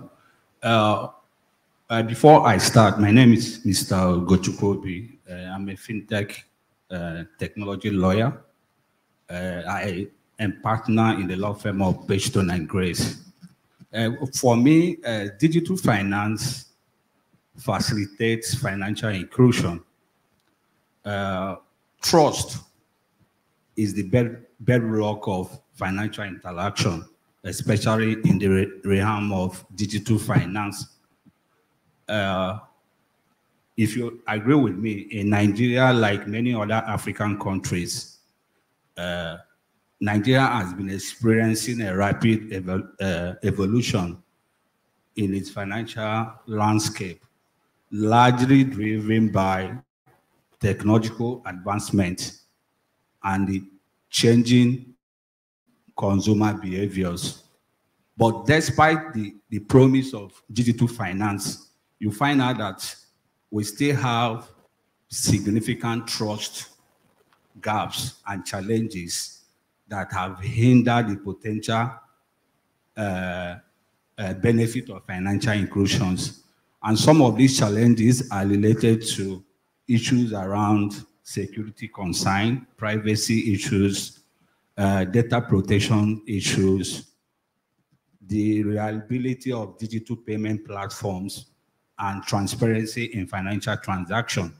So if we really want to foster a trusting environment in digital finance, it requires a multifaceted approach involving robust legal frameworks and progressive policy changes. So in Nigeria, I will say that we have adequate legal frameworks that will help to build trust in our digital financial ecosystem. I will take us through some of these legal frameworks. The first relates to data protection law.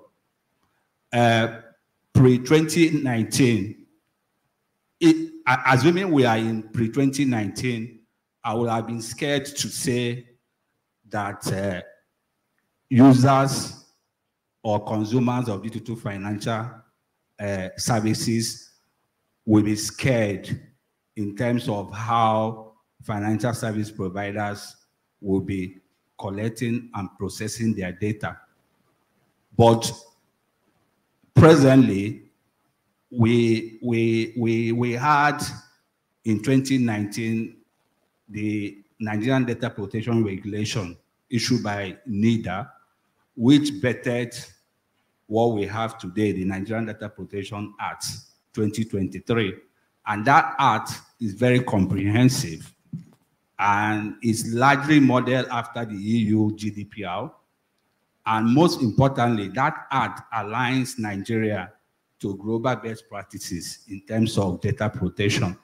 So in terms of data protection laws, I think is very adequate in terms of, and that law makes significant provision relating to empowering data subjects with the control over their personal data. So they have the right to ask the processor the purpose for which their data are being put into processing. They have rights to object to the processing of their data. And that particular law, again, provides avenue for redress. So in case there is a data breach or misuse, that data subject has rights to, go to court to ask for redress. There is also a provision regarding how the data can be transferred outside Nigeria. So that particular law provided stringent provisions on both data controllers and data processors regarding how data will be processed. Then, in terms of cybersecurity laws, as I said earlier, if it was to be pre-2015, and pre-2015, Nigeria was very known for advanced free fraud. In fact, most countries were scared to come into Nigeria to do business. But in 2015, we were able to, have the Cybercrime Prevention and Prohibition Act 2015. And that act was recently amended in 2024. So what the act has done was to provide a legal framework for investigating and prosecuting cyber crimes. And that particular act too mandated financial service providers to build robust infrastructure and technology solutions to be able to protect customers' personal and financial data and help to prevent cyber attacks. Apart from cybersecurity laws, we also have digital identity laws. We all know about the NIMC Act, National Identity Management Commission Act of 2007, which established the National Identity Management Commission that manages the national identity database of the country.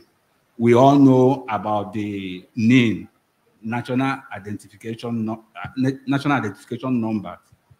What that NIN is doing now is it tries to build trust in the digital financial ecosystem in terms of whoever that is coming forward to transact online is really what the person claimed to be, because that name is linked to individual account numbers. So it even brings trust on the part of the operators, I mean the banks. So the banks are now comfortable that the services they are providing online to the users are secure, because it's no longer the case where you are scared of the person you are dealing with. Apart from that too, we also have AML laws, anti-money laundering laws. And what I would say is that Nigeria is always on top of regulations and law. But where I think we should do more is with respect to our consumer protection laws. Because if you look at our consumer protection laws, is more or less general. It's not specific to digital financial services. Because if you look at the CBN Consumer Protection Framework of 2016, it deals generally with financial services. And what is even more worrisome is in 2018, we had the Federal Competition and Consumer Protection Commission Act 2018, which ordinarily would have been intervening to help in terms of protecting the right of consumers of digital financial services. But if you go to the Bank and Other Financial Institutions Act 2020 that was amended, there was a provision there that specifically excluded FCPC from intervening in anything relating to financial services. So what it means is that consumers of digital financial services are just left in the hands of CBN. And the question is, does CBN has the capacity to be able to address redress in the area of digital financial services, knowing fully well that digital financial services are usually carried out at speed. And if those transactions are carried out at speed, it's expected that the method by which dispute or complaint will be handled will be swiftly. But what you find out, for example, if you have failed transaction in the bank and you have made a report, it takes 1 week. In fact, in some cases, if you don't report the matter, that's the end of it. That money will be gone. You know, and all these things are the things that undermine consumer trust in the system. Yeah, thank you. Okay, thank you, sir.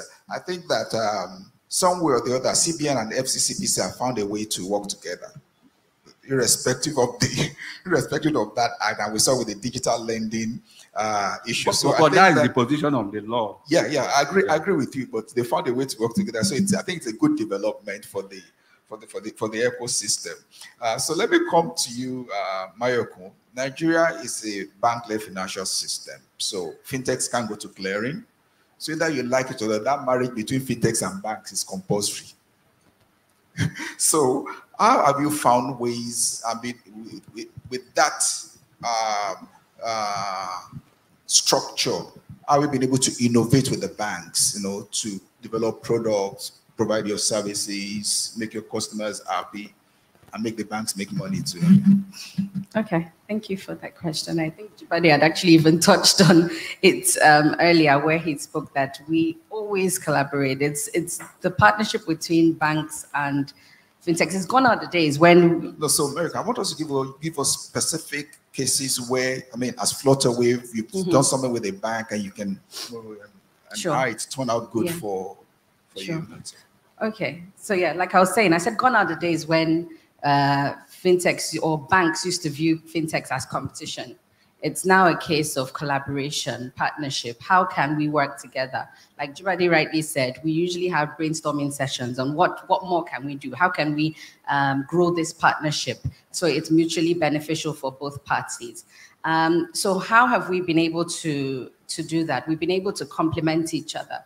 And there's one quote by Mother Teresa that I like saying all the time when it comes to partnership is that you have what I have and I have what you don't have. Together we can do great things. And so that has been sort of part of and parcel of how we look at partnerships. That, okay, what does the bank have that we don't have that we can leverage? So the bank has good processes, no doubt about that. They have the trust of their customers. They have confidence of the customers. We have speed, we have agility, we have the innovation. Not saying that the banks don't have innovation, they do, but we are quicker to innovate. Because sometimes when they want to innovate, for them to bring it to the market, there's so many different hurdles within the bank that doesn't allow them to go to market as quickly as we can.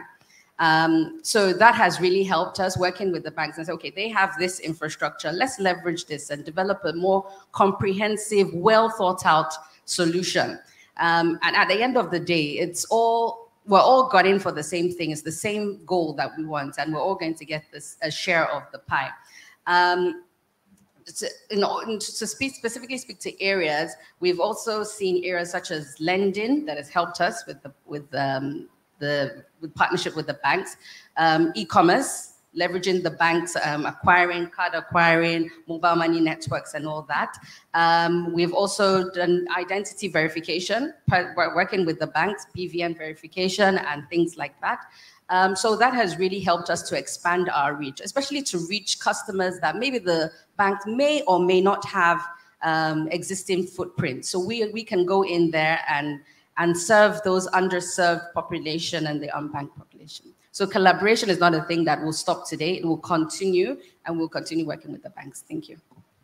Okay, so AJ, let me take you to a very complicated space. So Kutzad mentioned about compliance, cryptocurrency issues. So the future of payments, really, what's going to be the future of payments, either we like it or not? I think it's going to be the interplay of fiat, CBDCs, stable coins, and cryptocurrencies. So where you can move from transactional instruments into transformational instruments. The young people, the 63 million Nigerians are playing in the crypto space. So that means that they're looking for transfer, then the transformational space. Why the Naira are challenging was that it was competing with fiat, it had no other outlet. So if you can move from a CBDC into a stable coin, and from a stable coin into a crypto, and you can move back the other way, I think that's going to be the future of payment. That's the interplay. And that way, like CBN and SEC already have regulations that can make this happen. Is how the interplay is going to work. That's really important. So as banks and fintechs are the ones playing in the other side. You are the ones playing in those two sides. In terms of collaboration, how do you see this? Is the future? How are the banks preparing for this future? Okay, thank you. I'm not a regulator, and I will not speak on behalf of a regulator. But I can tell from where I sit what is worrisome for the regulator. And to be honest, that's really worrisome for banks as well. The regulator's job is to ensure a safe place, a safe financial place for all the stakeholders. More importantly, for the consumers. Because you don't want to put your money somewhere and then your money gets missing or you can't trace your money. It will be a very big one for the regulators. And so it's part of their responsibility to keep hammering it, to prevent it if possible, to prevent what can get your money missing. What I expect some of the players in that space to do is to show transparency. Even if you feel the regulators don't know, engage, you have said it all, engagement. It's a learning curve for all of us in that ecosystem. Engage them and make it transparent. Have we seen fraud? Yes, we have. A whole lot of money. You steal from here, or you kidnap, you ask for ransom. Once it's paid, you move it into cryptocurrency and then it disappears. So those are the kind of things giving that space a very bad name. What the players are supposed to do is to create a transparent platform and invite all the stakeholders, come and see how transparent this is, so that it can be acceptable. The central bank has said, if you have a SEC license to play in that space, digital currency, digital assets and crypto, come to bank. Bank will attempt to bank you. Problem is that the person that is supposed to license on the other side is also scared, or the person is not, the SEC does not understand that terrain as much. So the operators there should go and engage the regulators in all those spaces and show them how transparent this is. Now, as banks, are we ready for this future? Yes. Today, if you need to move funds from Lagos to, and I use a particular example most of the time. About 5 years ago, if you have a dollar account, a domiciliary account in a bank called Diamond Bank, and you want to move money from Lagos to another bank called Access Bank inside the same industry, that dollar will first get to Citibank, New York. Then in 4 days' time, it comes back to Lagos before you can get into your account. Somehow there's a merger between the two organizations. And that transaction that takes 4 days, including charges, became seconds. Because it's like doing an intra-bank transaction. So the question will then be, who does like this? Why didn't you know before that you can do that much? Should it be that, or must you merge with each other to know that that transaction is possible? So we know that this is, at some point, it will happen. Because one gentleman in Lagos can just simply transfer funds to his daughter without going through several others. Simply because there is an acceptable way for the daughter to accept funds, and that same acceptable way to accept funds is acceptable for him to send funds. So we'll be ready. What we are saying is that it has to be transparent. One needs to be able to monitor it, and then also talk about the implication of it on your local currency. Because we have heard from the Office of the National Security Advisor that the people doctoring or affecting the rate of Naira against other currency is people playing in that space. If you know that is not true and you are a player there, come out and come and explain it to the regulators. Thank you. Thanks. I think that structure would solve this problem. I think that, SEC should license exchanges. They should be like NGX, NASD, or FMDQ, and the P2P guys will be like stockbrokers under these exchanges. Then it's in the market, it's in the open, so you can play games. So I think that it's an emerging thing. Now, SEC has been engaging the sector. I think that that's the future, either we like it or not. Look, $3 trillion of a business is nothing you play around with. $60 million, $1 billion is traded in Nigeria annually. We can't wish it away. We just to find a way of getting around it. And government can earn a lot of tax from that too. So coming back to you, Kudzai, I mean, you started this conversation. Compliance, in that space in the future of finance, how do we ensure data privacy? How do you ensure transparency, which AG has alluded to? And how do we address concerns of trust and security?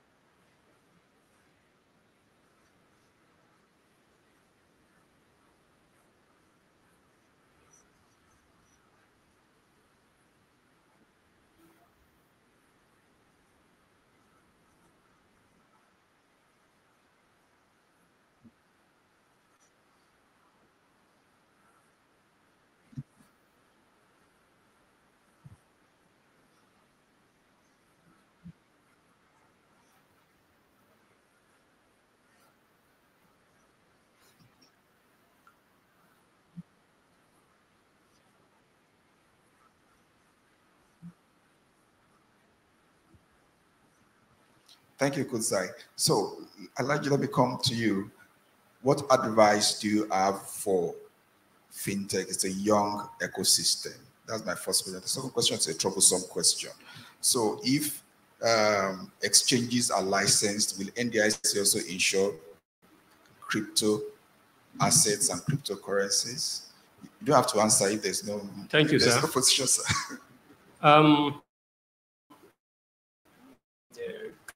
Crypto is emerging product, and I liken it with a moving train that is unstoppable.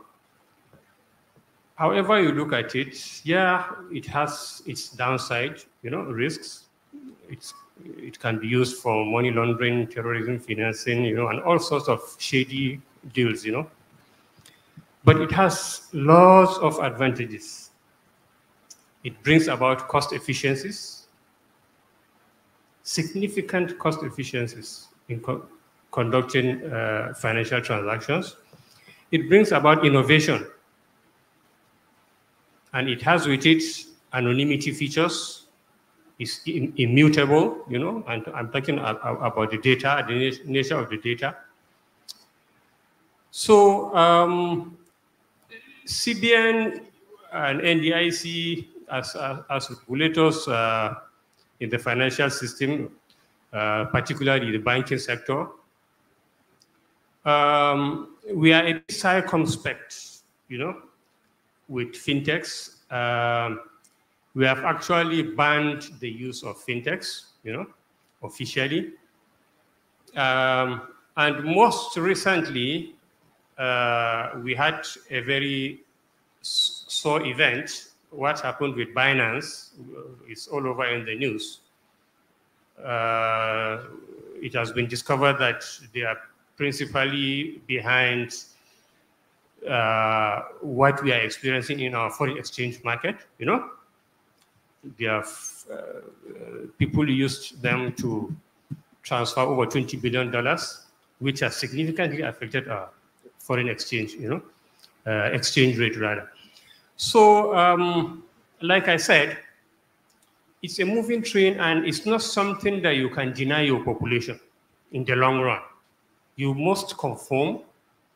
You must strike a balance.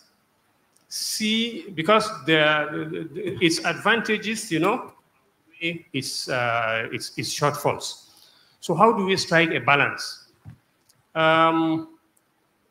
We can compel some of the fintechs to subject themselves to some level of regulation. They cannot continue to be faceless. They have what we call exchanges. So as regulators, we should make it mandatory to know who are those exchanges, where are they domiciled, where is their address, so that in the event of any fraud, because like I said, and I keep saying, as regulators, depositors are our number one, choice. We are out to protect depositors and ensure financial system stability. So such technologies, they shouldn't remain faceless. We should find a way to accommodate them and then to work with them seamlessly so that at the end of the day, it will become a win-win situation for both the technology innovators as well as the regulators as well, and then including the operators as well, who will be the ultimate beneficiary.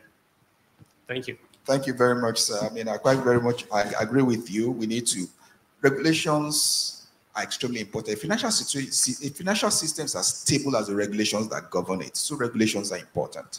So when there are no regulations, people find sidetrack things. So we need to have regulations, define things, and the market will grow. We can't wish it away. We must find ways around how it's going to work. So last question to you, Mr. Uchukobi.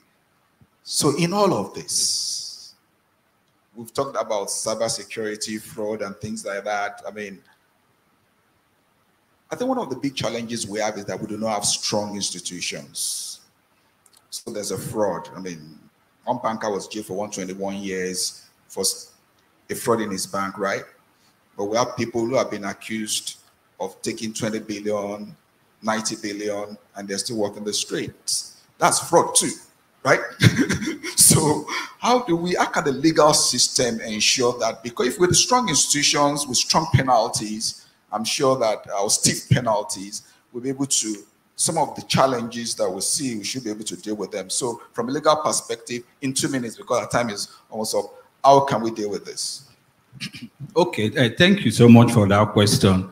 For me, I think our traditional courts are overburdened.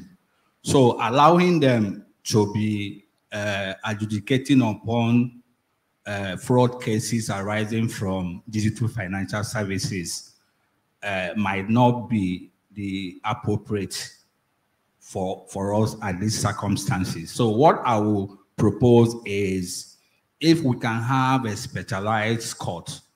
So those specialized courts will be manned by judges that have expertise, technical expertise in digital financial services.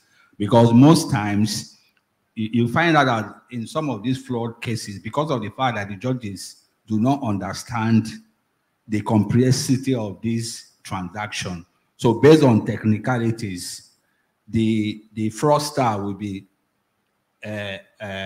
off the hook. But to a layman on the street, they might be thinking that maybe money has gone hand with the judges. But because of the fact that the judges sitting on the matter may not really understand the complexity of the matter. So I would suggest if we have a specialized court with judges with expertise on it, then again, on regular basis, there should be specialized trainings for our judges, prosecutors, and law enforcement agencies. Because what we find out is that most times, if you go to AFCC to represent maybe a suspect, you find out that even the AFCC investigator is finding it difficult to understand the intricacy of that digital financial transaction. So is we lawyers with expertise in tech will be trying to break it down for them. And as someone mentioned here, you cannot regulate what you don't understand. So if you don't know it, and that's the reason why most times you will see some cases involving fraud, EFCC cases being thrown out of the court because of the fact that maybe the way and manner they were able to investigate and gather the evidence. Then finally, I think it's important I mention this, because for me, the foundation of every legal system is the law. The law we have now, I think we need to have a law specific to digital financial transaction. What we have at the moment is Bank and Other Financial Institution Act. If you look at that law is more prone to traditional banking regulation than fintech, because you will see there will be a general provision for bank. Another provision will say this provision will apply the same to fintech. But the question is the uniqueness of fintech. How can this general law apply to it? So I think it's high time CBN start looking at it. I think in 2018, because my firm sit as a member of the FSS 20. So I was privileged to be a member of FS 20. In 2017, 2018, we drafted Payment Management System Bill.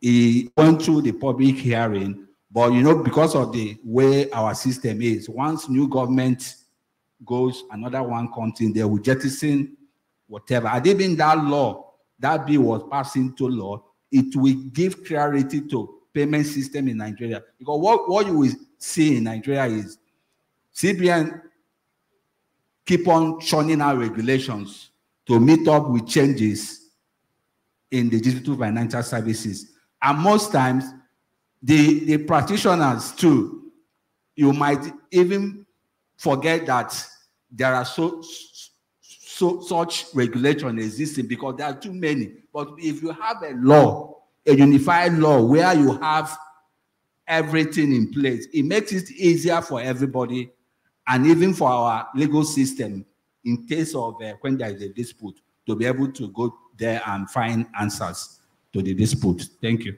Thank you very much, sir. Cyril, I hope you had that. We need to, from RegTech, we need to start doing Judge Tech. Hello, sir. Can I interject? Please do so. Okay, 1 minute, sir. Thank you for the opportunity. I want to state here that CBN and NDIC, we share a common relationship.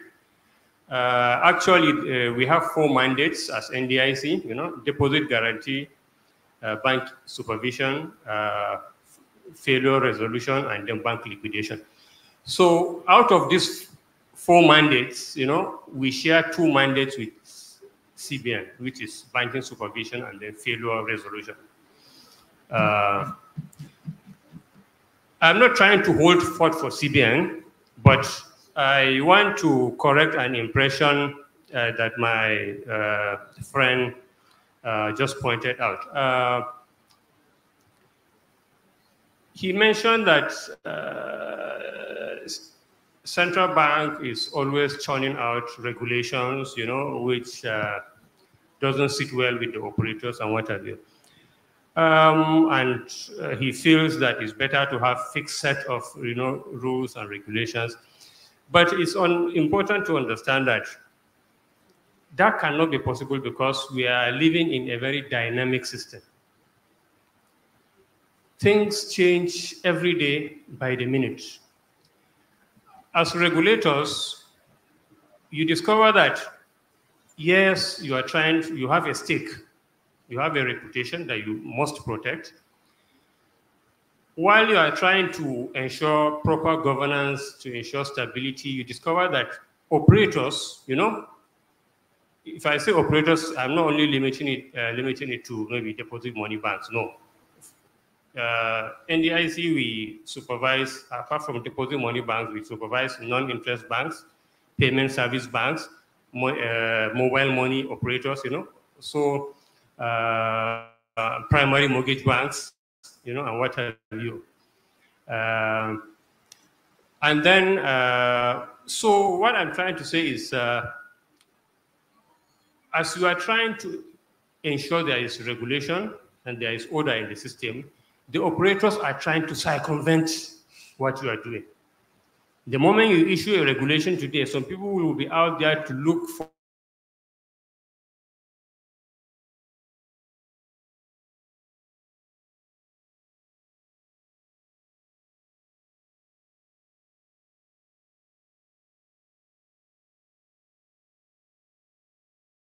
notice any sign of infringements that would affect consumers, then we quickly act.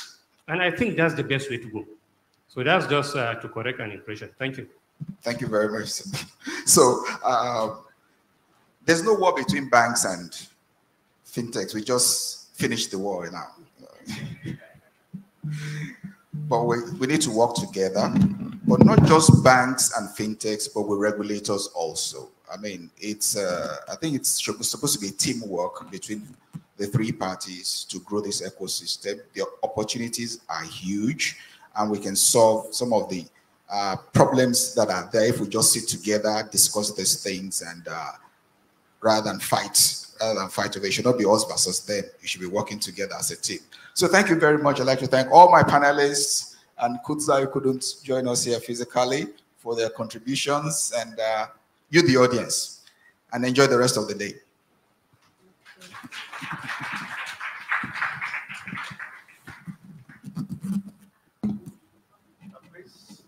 Hello, please can we have the fintech and the bankers fantastic. Any questions?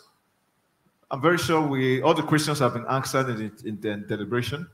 I can assure you of that. Please, where's Mr. Cyril and Mr. Graham? Mr. Cyril and Mr. Graham?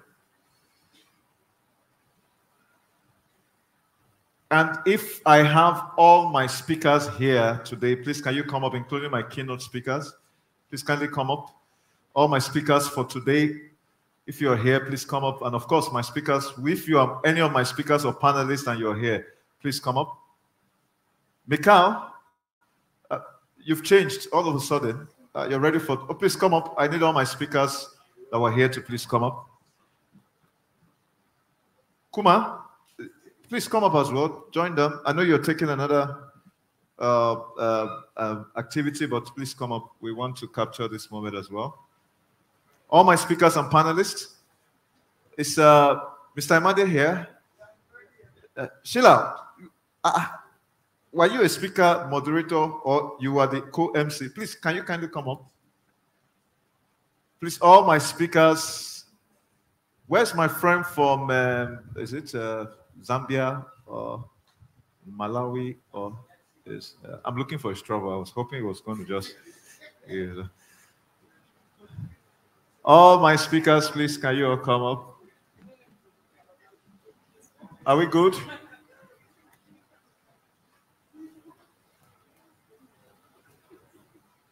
Are we good? Micah, please, can you come? Can you come? Yeah. Why is he in a hurry? You're in Nigeria for the next... Okay, let me not say that. That is information that shouldn't be shared in public. But not too sure of people who are in here. Is anybody here who is working for the kidnappers network? Okay, nobody. Thank God for that. Okay, Michael, please, you can come up. We're wondering where we're going to put you now. At the edge? Well, okay, that's all right and good. All right. Blessing, please, can you come join as well? We may not have this moment again till later in the evening. We want to quickly wrap up this session so that we can all go and relax and be back here on or before 6 o'clock or so for us to have the awards. Are we good? Are we good? All right. Thank you, ladies and gentlemen, for this wonderful timeout and session. And before we go ahead and close, please, the final aspect of the program. We still have one more panel session before we go for... are you ready for the panel session? Okay. Let me not look for anybody's trouble. But quickly, we have a form, a feedback form. Please, we'll need you to please fill up the feedback form. We need all of your thoughts, your contributions, and what the experience has been this year. So just quickly scan the QR code and then upload all of the information you can in a quick, in the feedback form. We need that, as a matter of fact, to help us to make sure that we're going to take into cognizance all of the contributions you've made, and of course, your recommendations as well as other aspects of the program. I want to say a big thank you to Dr. Babatunde Obrema for a wonderful session. Of course, Madam Mayoko Owolabi, it's great to have you here still. Chaka is off air as it is. Mr. Barrister Ugo Chukwuobi, either way, it's great. And then, of course, Martin actually joined online as well. And Mr. Ibrahim Aliyu, thank you so very much. I like the way you were able to move through a lot of those questions without being put on spot. But I'm glad that NDIC is doing well in what they're doing, especially in terms of some of those insights you've shared. And of course, Mr. Ajibade Laolu Adewale, thank you so very much. And at this point in time, I would like to quickly invite my very good friend, Kuman Kwelala, to please come up, as she's going to help us with a closing remark. And then finally, we will have one more announcement, and then we will go in and be back for our awards, exactly as I was going to say. Thank you, ladies and gentlemen. Please put your hands together for her. Then give her the Nigerian reception applause, so that when she gets back, she will know that we are very, very hospitable people. Thank you. Over to you. Hello, and afternoon, everyone. So I remember last year, so I was online for the RegTech conference, and it was getting to this point, and we were getting to the awards, and I could feel the mood. It sounded like it was getting quite exciting in the room, and I was on a screen online. So this year I said, no, definitely I have to be there in person. So my name is Tuma Kwalela. I'm from South Africa. I'm in the financial services space, including on the regulatory side of things as well. So not much to say really. So we started yesterday in terms of where I feel like most of the day yesterday was asking questions, was exploring concepts, was us saying these are some of the challenges that we have. But coming into this day today, I feel like the solutions have been provided for us. So when it comes to RegTech, when it comes to bridging the data trust gap, there's technologies that we've spoken about from blockchain point of view. There's platforms that have been discussed. So really, for me, it's been an extremely useful time for me to be here. So because we are on technology, I did go into ChatGPT and say, hey, ChatGPT, please help me with some closing remarks for the conference. And ChatGPT has been good to me. And what is ChatGPT saying? Certainly, here's a draft for your closing remarks. This remarkable Rector conference to a close, I want to extend my heartfelt gratitude to all of you for your active participation and invaluable contributions. Today has been a testament to the power of collaboration, innovation, and shared vision in the realm of regulatory technology. Thanks, ChatGPT. Let's give ChatGPT a hand. All in all, so I think there's a couple of things that make a conference like this extremely valuable. So for one, where's Cyril? Is he sitting now over there? You know how to put people together. So the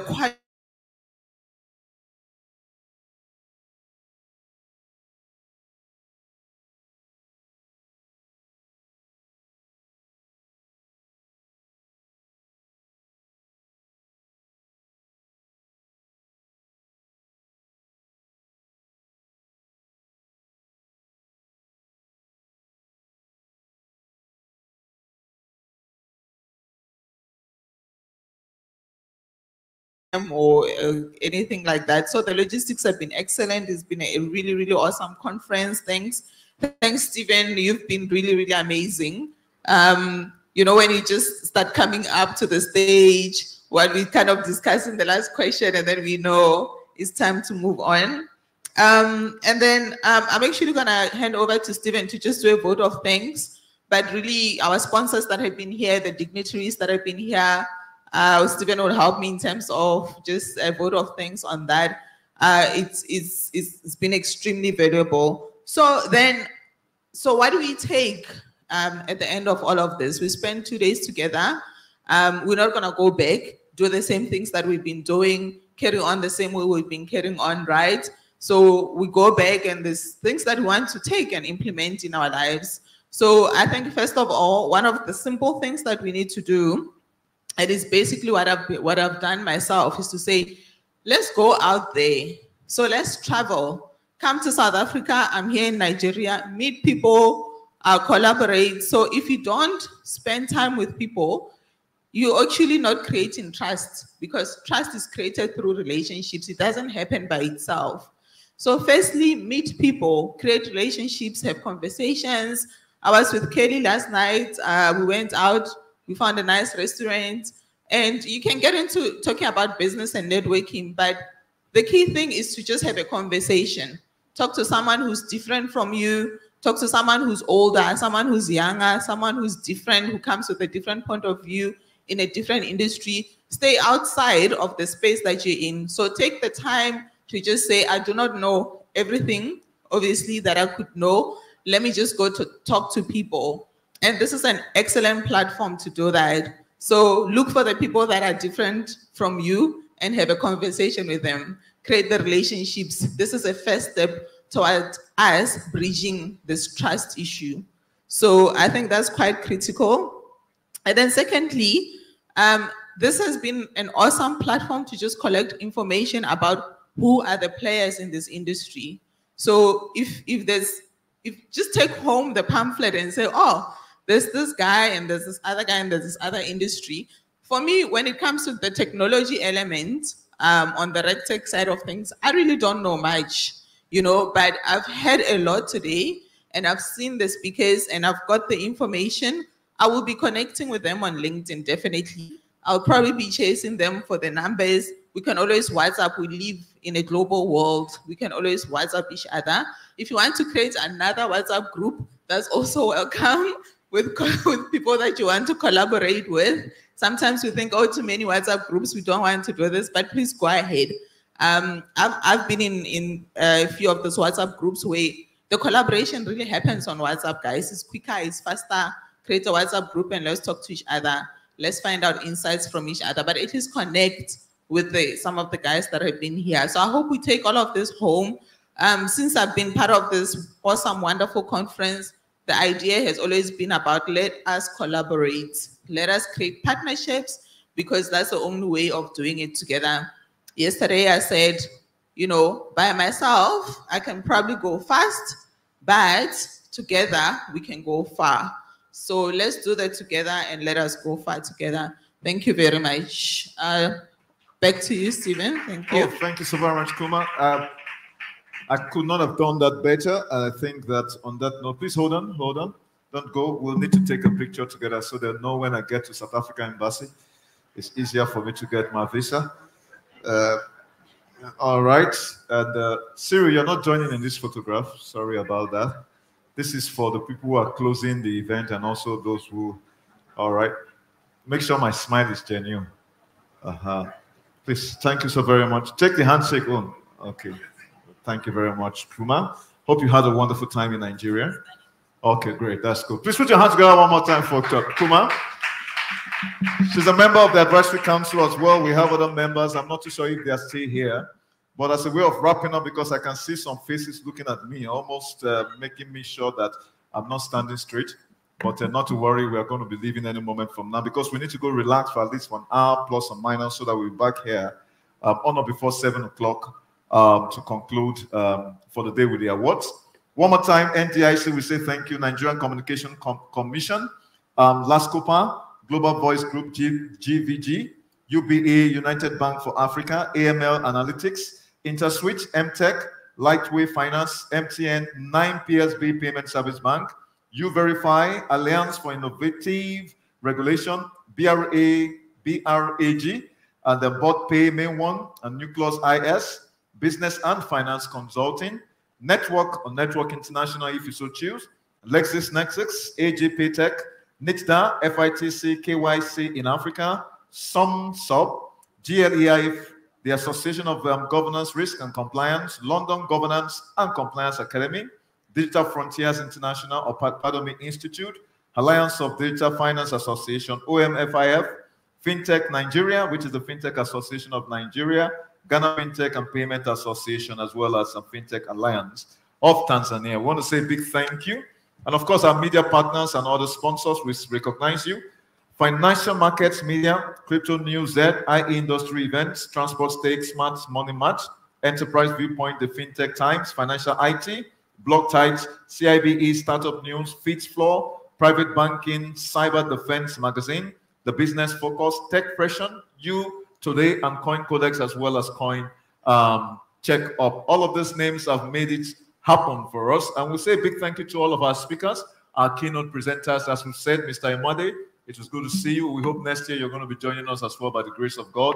And of course, Lorraine is also in the house, as well as Michelle. All of the wonderful speakers have done it well. Tonight, we have about several awards that we're going to be giving out. We have two major categories, so to speak. The RegTech Horizon 100, as well as the RegTech Rockstar. All awards happening here tonight, starting off by 6:30 this evening.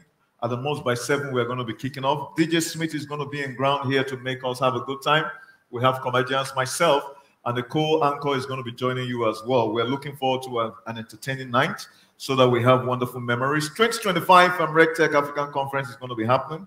So please make sure you leverage on the website. Our hashtag is out there for every single one of us to take an advantage of. And then that is hashtag ROTCA.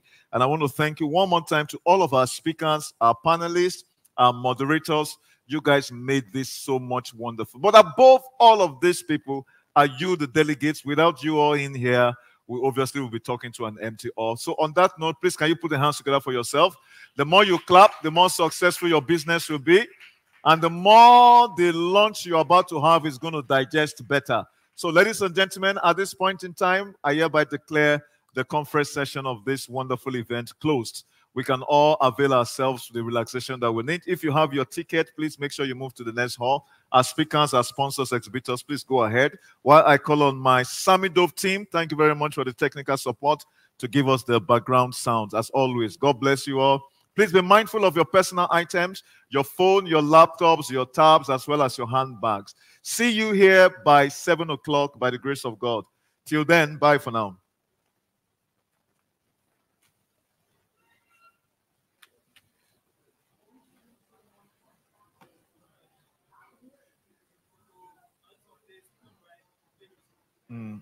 So